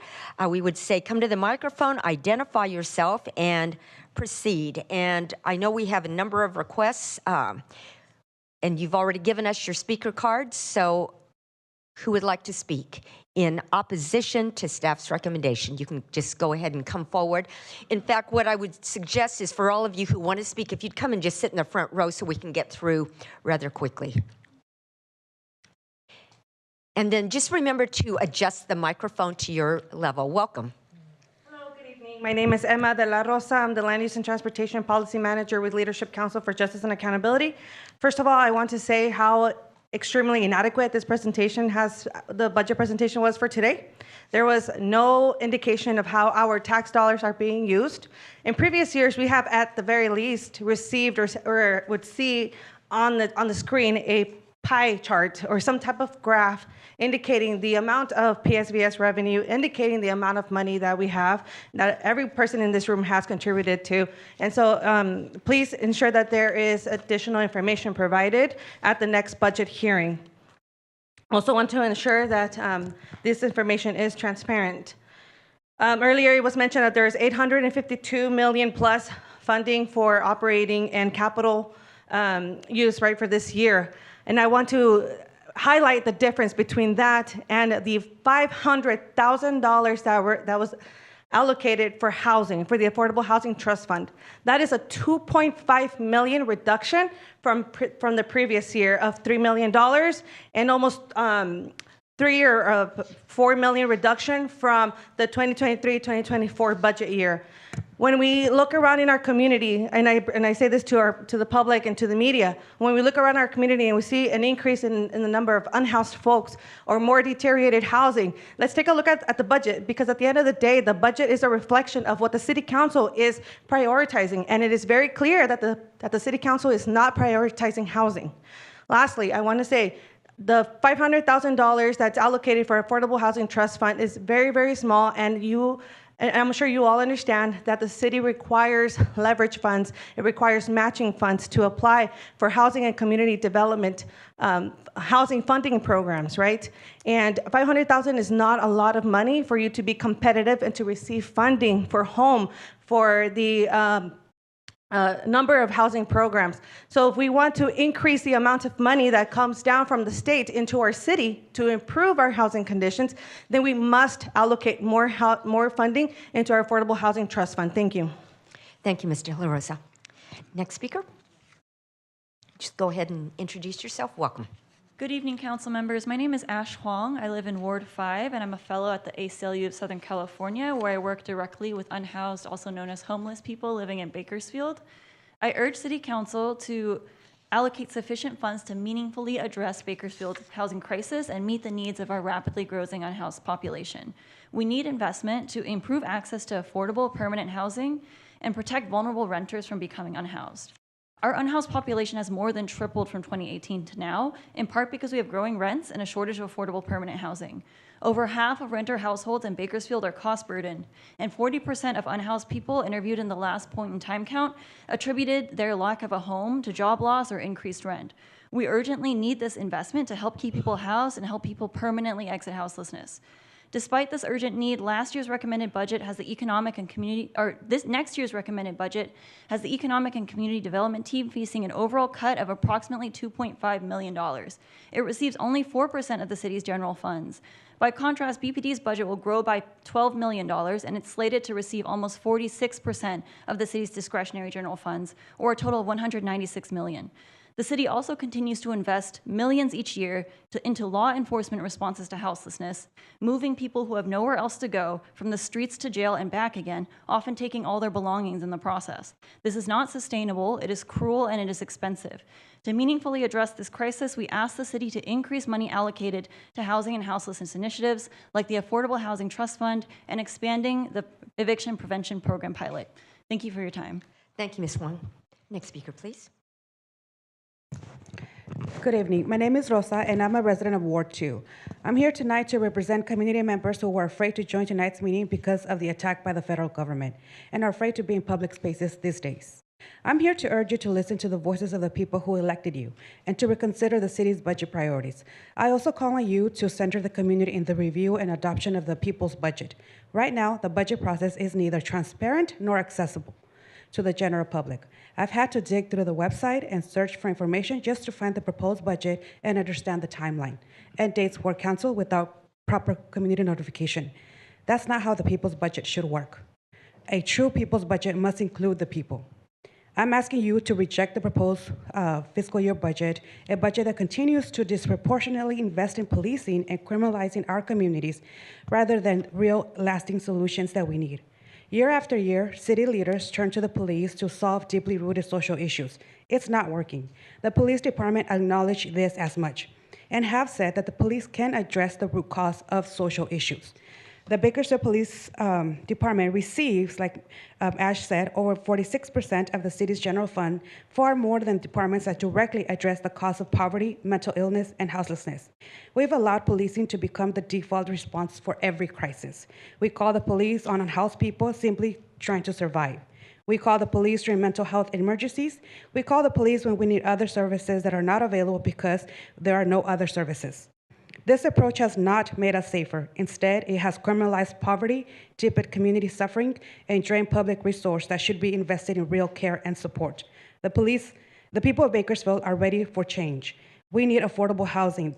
Affordable housing must be the foundation of response to houselessness. Mental health and substance abuse services must be prioritized over jail beds. Youth programs and job opportunities and safe public space must be expanded, not reduced. We deserve a budget that addresses the root cause of social challenges like houselessness, poverty, and mental health, not one that doubles down on punitive approaches. It's time for a different path, one rooted in equity, compassion, and real public safety. Thank you. Thank you, Rosa. Next speaker, please. Hello, my name is Cecilia Delgado. I am a resident of Ward 1, and I would like to extend an invitation to all of you here to take a visit behind my house. I live on Plants Road in Hale Street, and it has now turned into a dump site, which people go and dump everything there from hazardous materials to construction materials, and it's now affecting the kids in my neighborhood. So please consider spending the money and other more bigger priorities than that. Thank you so much. Thank you, Ms. Delgado. Next speaker, please. Hello, good evening, everybody. Hope you're all having a great day. My name is Samuel Bautista. I live in the east side town of Bakersfield. I wanted to say thank you to Andre Gonzalez. A few weeks back, he did a great job at the park over in East Side. It was a great event. There was a lot of kids there. I really love to see that. With that said, though, I am here to advocate for funding to go more towards making programs or having at least a community center in East Bakersfield, because those kids have nowhere to go when it's in the fall. It's 5 o'clock, it's dark, it's not safe anymore. They need a place to go where they can be active, play basketball, have arts, have crafts, and keep themselves out of trouble. So that's my comment. Thank you. Thank you, Mr. Bautista. Next speaker, please. Hi, good evening. My name is Valeria Garcia, and I've lived in Bakersfield my entire adult life, specifically in Ward 5. Shout out to you, Larry. I'm here because I wanted to speak to you. I firmly believe that democracy only works when we show up. So here I am showing up, asking you to vote no on the budget BPD increase. In this new proposed budget, BPD is asking for a 7% increase, which they already receive over 44% of our budget. The next department that receives that much, or the next department that receives funding is fire, and they only get 15%. 44% is an amazingly huge amount of money. It's $183 million. We could be putting a lot of that money towards our actual community, like a lot of my colleagues have said already. We need permanent eviction protection program for our communities. We need permanent rental assistance programs for our communities. Our communities need help paying their water bill, their electricity bill, their utility bill. Let's focus on our actual community, not policing our community. So please vote no on that budget increase. Thank you. Thank you, Ms. Garcia. Next speaker, please. Hi, my name's Ariel Dyer. I'm a librarian in Bakersfield. I had a written statement, but I'm not going to say it. I'm going to submit it if you can make copies for everyone. I think it's a little absurd that you've given all of us 15 minutes to be able to share with you our opinions on a budget that's millions of dollars. I think this process needs to be better, and I'm going to give my time up to someone else. So please make copies and share this with everyone. Thank you, Ms. Dyer. Next speaker, please.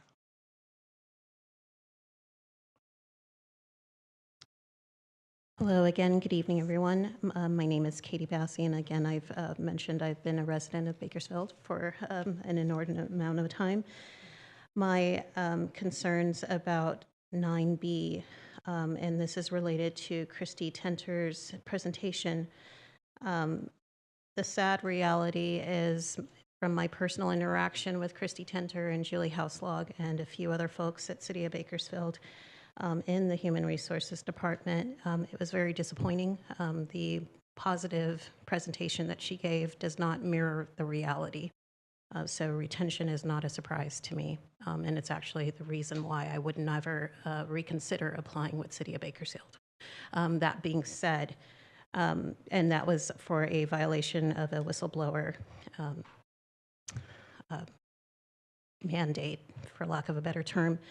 So not to go into any specifics regarding BPD, I think that it is heroic when officers are putting their lives on the line to support public safety. However, I have been an unfortunate witness to, excuse me, many abuses of authority, and that includes speeding on streets that exceed the speed limit, going on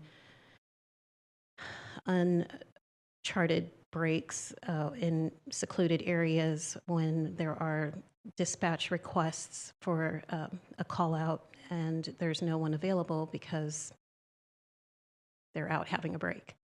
And it's just, unfortunately, those sorts of incidents that leads me to think that additional funding isn't the solution to the problem. We need to manage our resources better. I think that they have sufficient funding to carry out the operations that they have assigned. I do know that they have a great pension program. So I just think that a lot of the solutions to retention, counter to what Christy Tenter was referring to, should be internal. It should be about making sure that the workplace is not a hostile environment, and that's simply following the EEO policies that are already in place. It should be about making sure everyone is treated fairly, and that does not require additional funding. It just means people following the rules, simply put, and not being given more leeway than others. Everyone should be accountable. That being said, I do know we have had budget crises throughout Kern County and just California in general. The cost of living is quite expensive here compared to other parts of the country. That being said, bilingual pay puts an unfair advantage to those who are already native speakers and does not give an equitable cost of living analysis for all the residents. At the end of the day, You shouldn't be rewarded for speaking your native language. This is America. We are all here and should be speaking in English and fluent in such. I don't go to Germany and demand them to speak English. It's that simple. And regarding the increase for vacancies, again, I think that there needs to be a restructuring of the current model. Not necessarily more funding, but just a revisitation of policies that are already in place. Thank you very much. Thank you, Ms. Bessie. Next speaker, please. Good evening. Can we request more time? I'm going to extend it thank for you. those who have turned in their cards. So go ahead, but would ask you to be efficient and not repeat what others I could do said. that. Thank Good evening, you. everybody. I'm Dr. Nora Cisneros. I'm a local resident of downtown Bakersfield, Ward 3, a family to children in Bakersfield City School District, and also an educator and a researcher. I come today to you with all of those multiple roles. I am here to ask you to vote no on the current budget, as it does not address the needs of my students, my family members who live all across Bakersfield. Our students, our community is asking for more resources for parks, right? If you use public parks, you know we need more shade, more canopy. We need accessible lessons for swimming, right? Because we still have to pay for them. We need more access to art and community spaces. Everything that my fellow community members here have today already shared with you, I echo strongly. Our students and communities need that. In the interest of time, I'll close it there. I'm a transplant to Bakersfield. I have grown to love this city, and the community is very strong. I'm proud resident of Bakersfield. I'm an educator, and I want to see my city invest in those resources and community values. Thank you. Thank you, Ms. Cisneros. Next speaker, please. Hello, my name is Valerie. I'm actually, I live in Ward 1. I'm actually a delegate. I just ran this year, so it's my first time, and I want to be more involved. You know, there's a lot of issues of the community that I come from, and I think that the budget that is reflected in what's proposed should be opposed, so I strongly urge that you know, vote no on the significant increase that BPD is, you know, going to get, well, hopefully not get, right? And so, you know, just to mention something that the HR woman spoke before me, the one who did the presentation, I didn't catch her name. She mentioned something about how officers are complaining or filing complaints of being burnt out, which makes sense, right? They're cops, right? They already have a lot on their shoulders. We should have more therapists, more mental health professionals who are, you know, who can take their place, right? I actually have a friend who their mom has, you know, bipolar disorder and a lot of mental health issues. She called the Met team. The Met team didn't come out because there was no one on duty, but the cop came out, right? And so the cop, you can just tell the cop was really, you know, he was trying his best, but come on. I mean, a lot of these issues, a lot of crime can be prevented with better access to mental health resources. You know, safety is not the absence of crime, right? But it's the presence of well-being, the presence of knowing, okay, I'm feeling like I'm gonna freak out. Let me go to my local mental health resource. You know, I stand here with the Criminal Justice Coalition. You know, we advocate for these folks who are really targeted, and you know, I advocate for my community and my friend as well, who wasn't able to make it. And so I really do hope that we're able to vote nonpartisanly, right? And just compassion for the folks who are constantly criminalized. BPD does not need more money. You know, we're not saying yay crime, right? We're saying uphold our communities, right? Prevention, you know, care, not cages, right? These are the things that will really reduce crime and really stop that revolving door. And not just that, right? But we want a better, healthier Bakersfield for all of us, right? Crime doesn't just affect one part of the county. Mental health doesn't affect one part of the city. Mental health affects all of our communities and all of our cities. We all breathe the same air. We all live in the same spaces. And so I really do hope that something gets changed and the budget gets promoted to at least economic development. I mean, we have a lot of folks who are out of jobs. You know, we should get more money for that. So thank you so much for your time. Thank you, Ms. Pinto. Just a reminder to the audience, I know you're passionate about what our speakers say, but we just don't have applause during this portion, but I know you're passionate. Next speaker, please. Mr. Hooks, are you?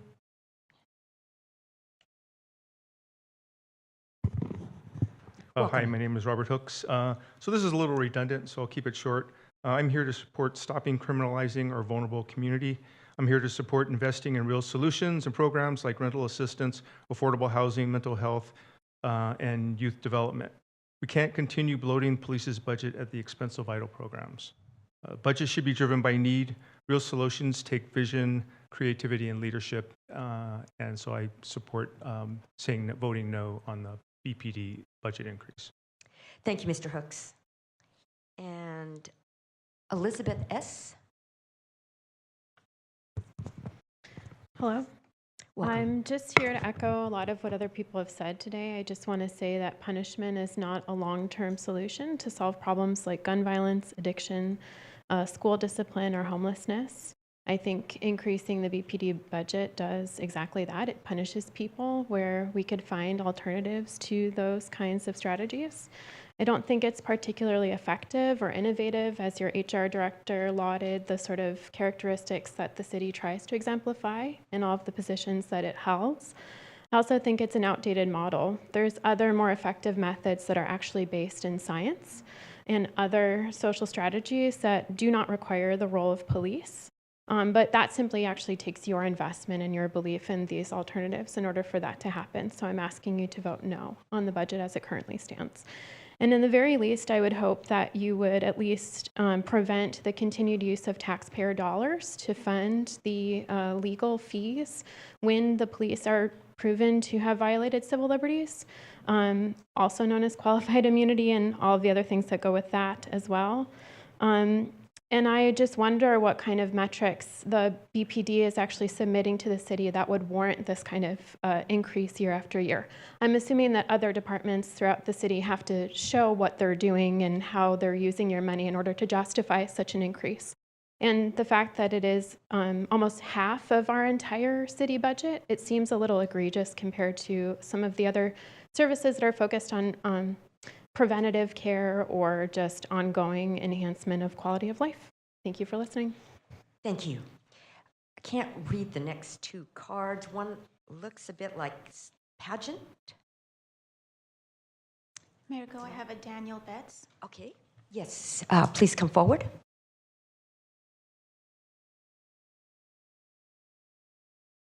Good evening. My name's Daniel Betts. My wife and I own the Well Comedy Club. If you haven't heard of it, we're the only comedy club in the Central Valley. Recently moved from our southwest location to downtown Bakersfield. We're going to be at 15th, 17th, 18th Street, where Fish Lips used to be, if anybody's been around long enough to remember that. Just want to ask you guys to continue to fund the grant program, your EOA program. I think it's money well spent. I think it's money well invested. I know it's hard to see the dividends of those investments right away, but we live in Kern County where we plant our food, right? You know, if you plant a tree, you don't get to pick it next year. It takes a while for it to bear fruit. So continue to invest in local businesses, small businesses. We budgeted about $300,000 for the renovation to the building and the beautification of the building and to play a role in the revitalization of downtown Bakersfield. And we're going to end up putting in sprinklers, which will cost about $120,000. So we're well over budget. That's a public safety concern to have sprinklers in downtown Bakersfield. We don't need another burned out building. We don't need another vacant building. We want people to come downtown. We expect to employ 40 people. We expect to do 7 figures in annual revenue, and we expect to bring up to 1,500 people per weekend to downtown Bakersfield. So we believe that we pose a significant economic impact to the businesses downtown. So please continue to fund the grant program. I'd love to apply for grants for sprinklers. Make sure that our building doesn't go up in flames. If it does, it takes out the law firm and jumps the alley, gets code enforcement, which might solve some of my permitting issues, but I digress. Just want you guys to continue to, you guys have done it before. Please continue to put your money where your mouth is and fund your grant EOA program. Thank you. Thank you, Mr. Bess. Madam City Clerk, is there anybody else? I know we have some in support. Anyone else that you're aware of? Mayor, that was the final one that turned in a speaker card. All right, thank you. And now for anyone in support of staff's recommendation, Ms. Skidmore.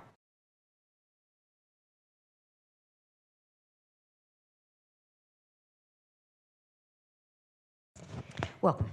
Good evening, Honorable Mayor and members of the council. Hopefully I'm not the only one, but if so, I won't take the entire 15 minutes, I promise.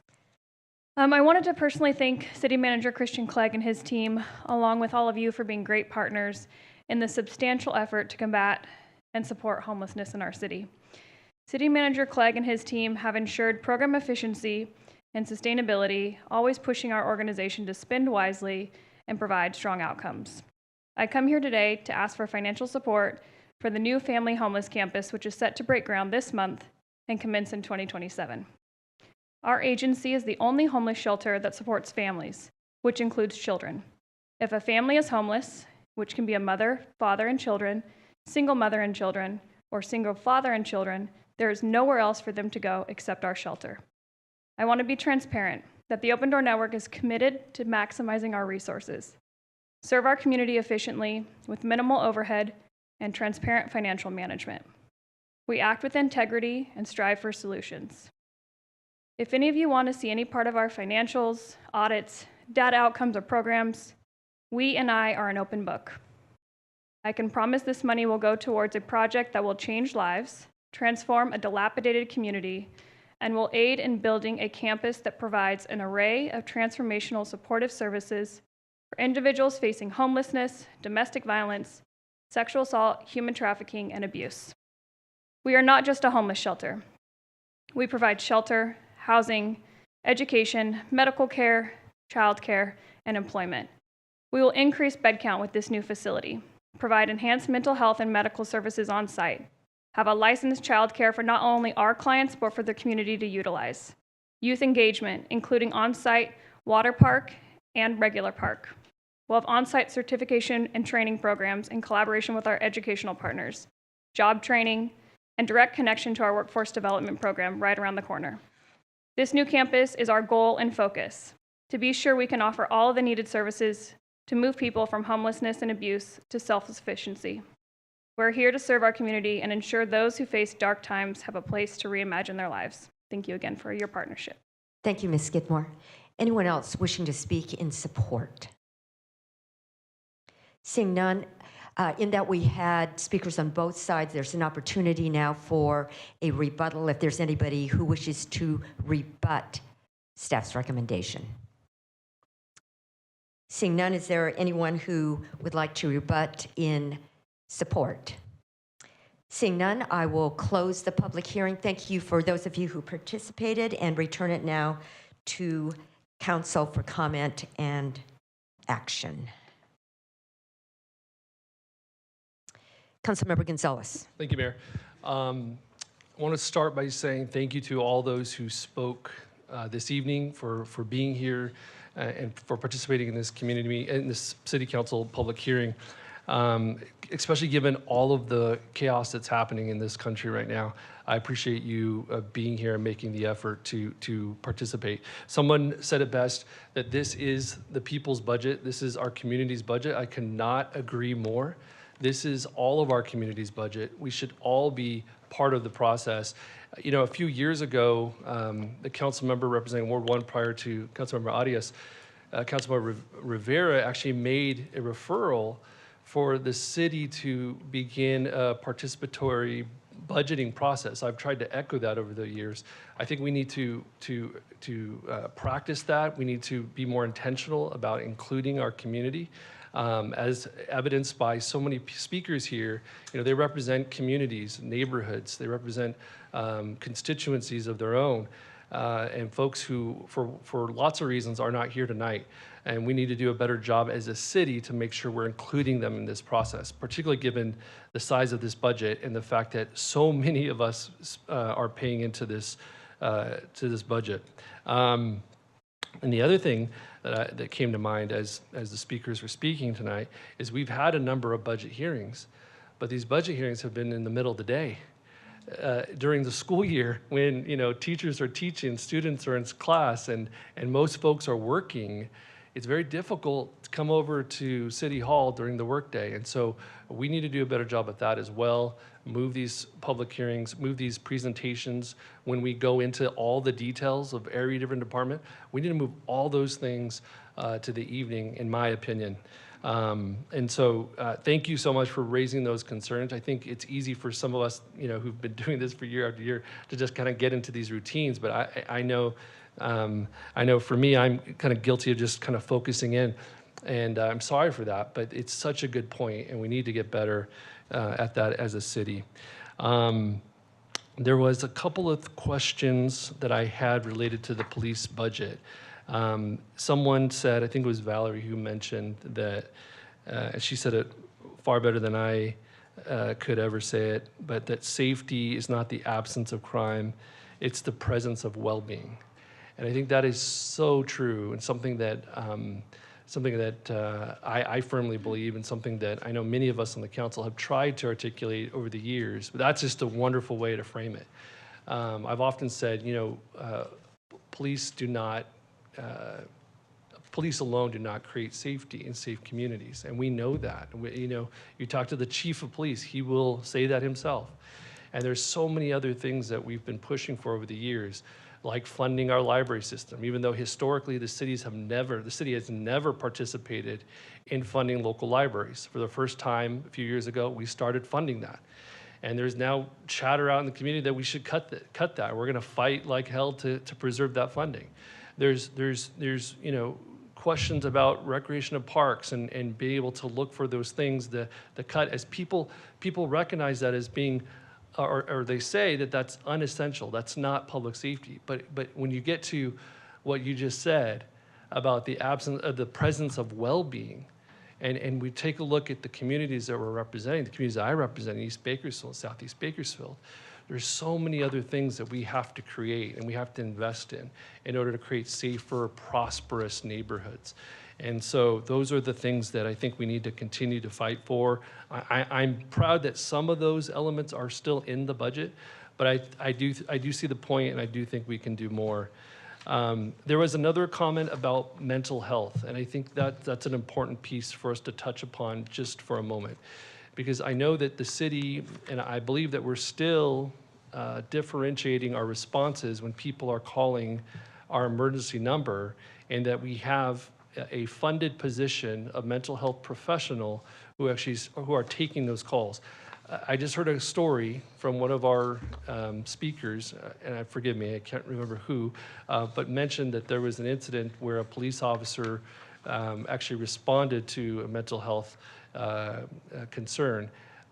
Can someone clarify to me that we actually have those operators who are differentiating those responses, and when those teams are actually online and when they're not, and what we can do to enhance the coverage? Yeah, I will confirm that and follow up with Chief Terry, make sure that's done. Okay, that's fine. And for the record, we are not adopting the budget tonight. This is a public hearing. We do that in 2 weeks. So I'll look forward to hearing from staff on that report. The other thing, and the concern is, when we first started this budget process, we started with the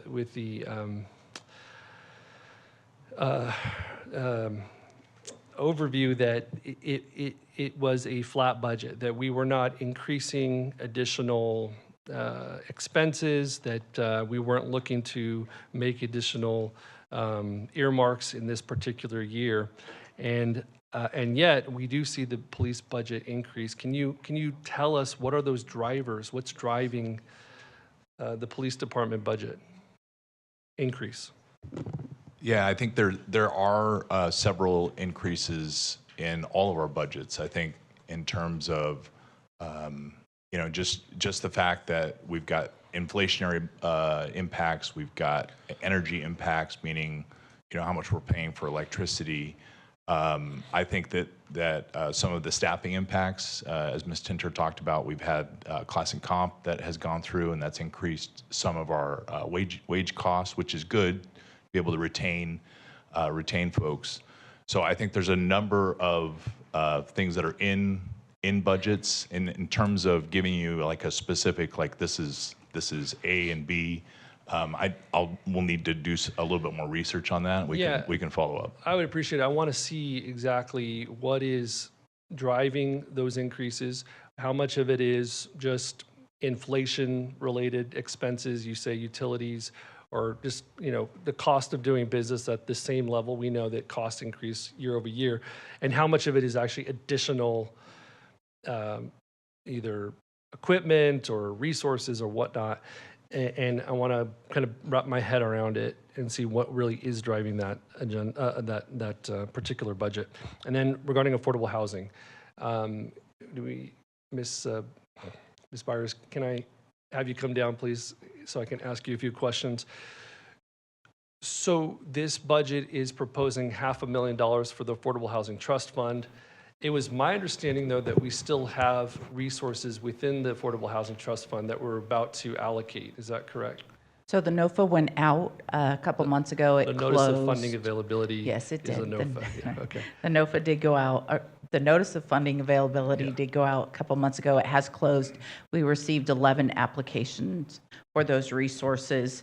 We do utilize the funding to leverage it and go for other grants, and so we do have some ongoing grants beyond the 500,000. Things like 1.8 million is about what we get from home every year. One of those agreements, they're going to be selling the unit, and so we're going to get 1.2 million in program income, and so there's a lot of resources that are ongoing beyond.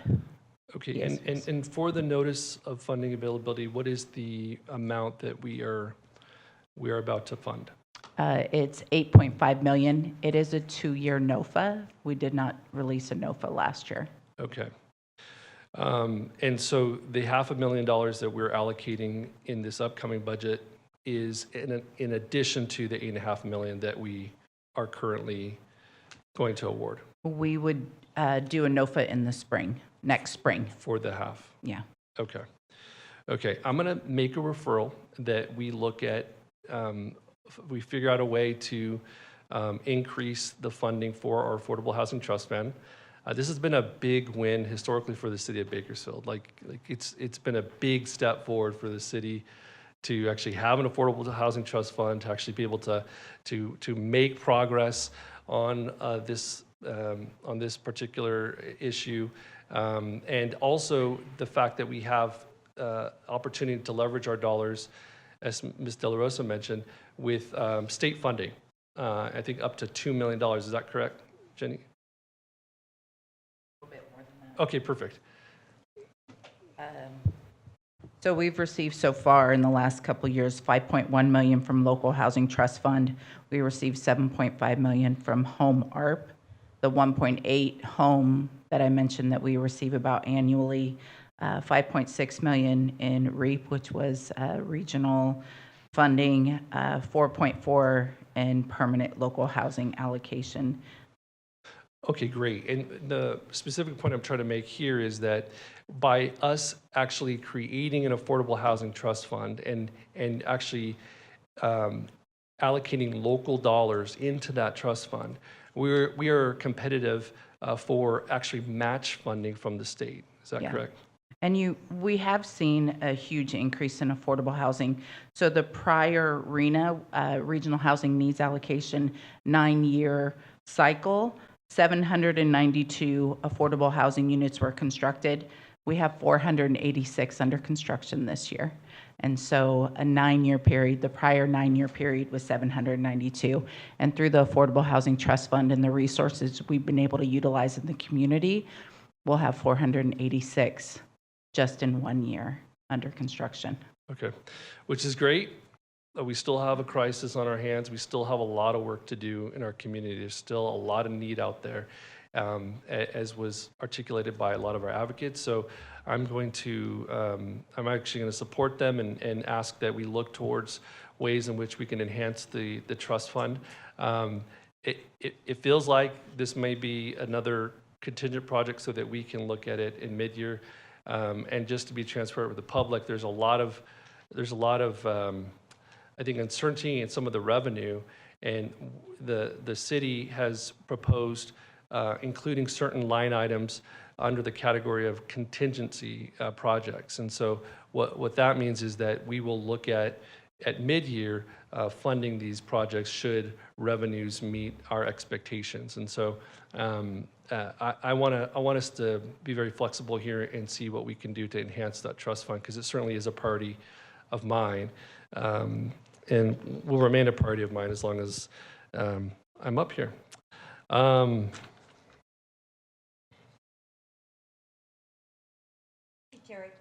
Chief Terry, I see you in the back. Councilmember Gonzalez had a question related to mental health and PD. So if you just come up and you can go ahead and ask.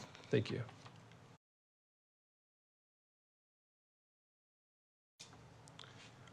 Go ahead and ask the question. Yeah, Chief, I'll re-articulate my question. Good evening. Thank you for coming in. We had a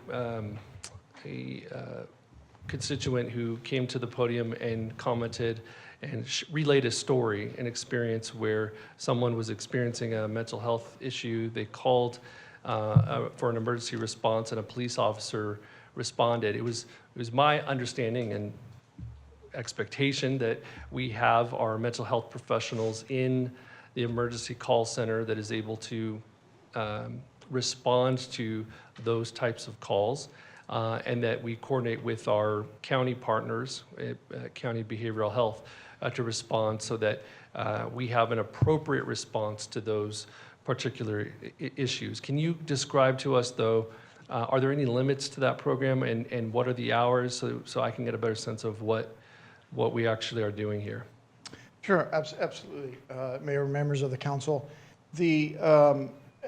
our partnership with Kern Behavioral Health is kind of in several different places within the police department. Overall, we have worked to ensure and try to build partnerships, because we do believe very often when someone is in crisis in a variety of ways related to mental health, they don't need a police officer. They need somebody, a professional that can deal with the underlying issues and things that are going on directly. And so understanding that and becoming aware of that more often, that is the case, we've tried to expand our partnerships. And so right now we have 3 full-time mental health clinicians in the 911 center, in our communications center. They get on a 911 call directly. So when a member of the community calls 911, it comes to the police department. If there is somebody experiencing a mental health crisis, they will go, that call will be transferred to a mental health clinician in the comm center to deal with directly. With that program has grown over the last couple of years with the support of the council, but it's been about 2 to 3 years now. And we have consistently seen that large percentage of the time, when someone is in crisis and they can get transferred to that mental health clinician, between 70 and 80% of the time consistently, they can resolve the issue without a police response whatsoever. Right now, there's about 6 to 7 days a week coverage of that, about 18 hours of the day. So we don't have full-time coverage 24 hours a day across all the shifts for a mental health clinician. We also have partnerships that, certainly with the MET team, that's been around a very long time. And the MET team has expanded their availability to law enforcement. But again, there are limitations because there's not a lot of them. I don't know the exact number, but it is not an uncommon thing for a call to come in and the MET team not be available. Whether they are working, but they're working on another case, and so they aren't available, and it requires a police officer to respond, and we do. And then police officers will try to triage the call or handle it until MET is available and transfer it to them. With regard to our impact team and those around the homelessness issue, we have some co-response teams with Kern Mental Health, where officers and a mental health clinician are in the field responding to 911 calls to deal with those kinds of issues directly. And so that there is a professional there that can deal with the individual directly. And so we've tried to diversify our partnerships there across all of those kinds of areas where it impacts members of the community and the police department's resources and our effectiveness every single day. Okay, thank you. I'd like to ask you for the data on the unmet need. So those hours where we don't have someone on staff to provide that support in our emergency call center, how many calls are we receiving in those 6 hours? And this is not for tonight, but if we can receive that data as a council, I'd appreciate it. Well, there are a lot because the comm center gets about 750,000 phone calls a year. So there's a lot. Not related to that specifically. Right. Okay. Yeah. So if we can receive that data by budget time, I'd appreciate it. Thank you. Sure. Thank you, Chief. Councilmember Gonzalez, is there anything else? Thank you. At this point, I don't see any other requests to speak. I'm just waiting. Vice Mayor. Thank you, Mayor, and thank you to everyone who has shared tonight. This process only works if you are here and hearing from you all. And I want to echo what Councilmember Gonzalez shared in the accessibility of all of our budget hearings. I myself, as someone who works, was not able to attend the ones that were in the middle of the day. And if I can't attend, when I'm receiving information, then it's very tough for the public to attend. So I'd like to make a referral that starting with our mid-year budget, we move out all budget-related meetings to evenings, building off of Councilmember Gonzalez's feedback as well. And I'd actually like to explore if we can host them at libraries, especially libraries that we partner with. They're in the community. And I think what it does, it highlights our public spaces that are available to the community and they're local to where our residents are. And it gives us a chance to highlight that there's this partnership that is strong, meaningful, and will continue for years to come between the city and county to support public spaces like the library. I too had just in response to the feedback we've received from residents, I had some questions, but also just wanted to share that one, Councilmember Gonzalez touched on it a little bit, but we have this budget process and then we do this again at the mid-year budget, and that gives us another opportunity. This is something I learned when I joined the council, so I'm sharing this as a PSA, but also there's just different acronyms like class and comp, and what does that mean, and how is that evaluated year to year, and how does that change pensions, these kinds of things that are built into the budget that sometimes we may think we have some flexibility with, but there's more information always that we can provide and should be providing.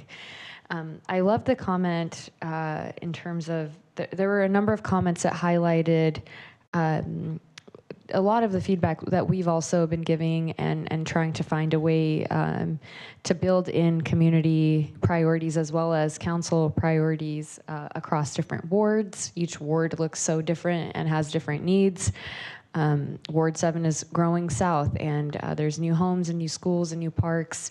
And even during a pretty tough budget year from the state all the way down to the city and school boards, we were resolute in making sure as a council that we prioritized some of the game changer projects that really define that we are still committed to making sure we find a place to fund parks, fund transportation, pedestrian access, that sort of thing that you'll be able to read through the budget book. I suggest doing it at your nighttime reading. It's a pretty dense book.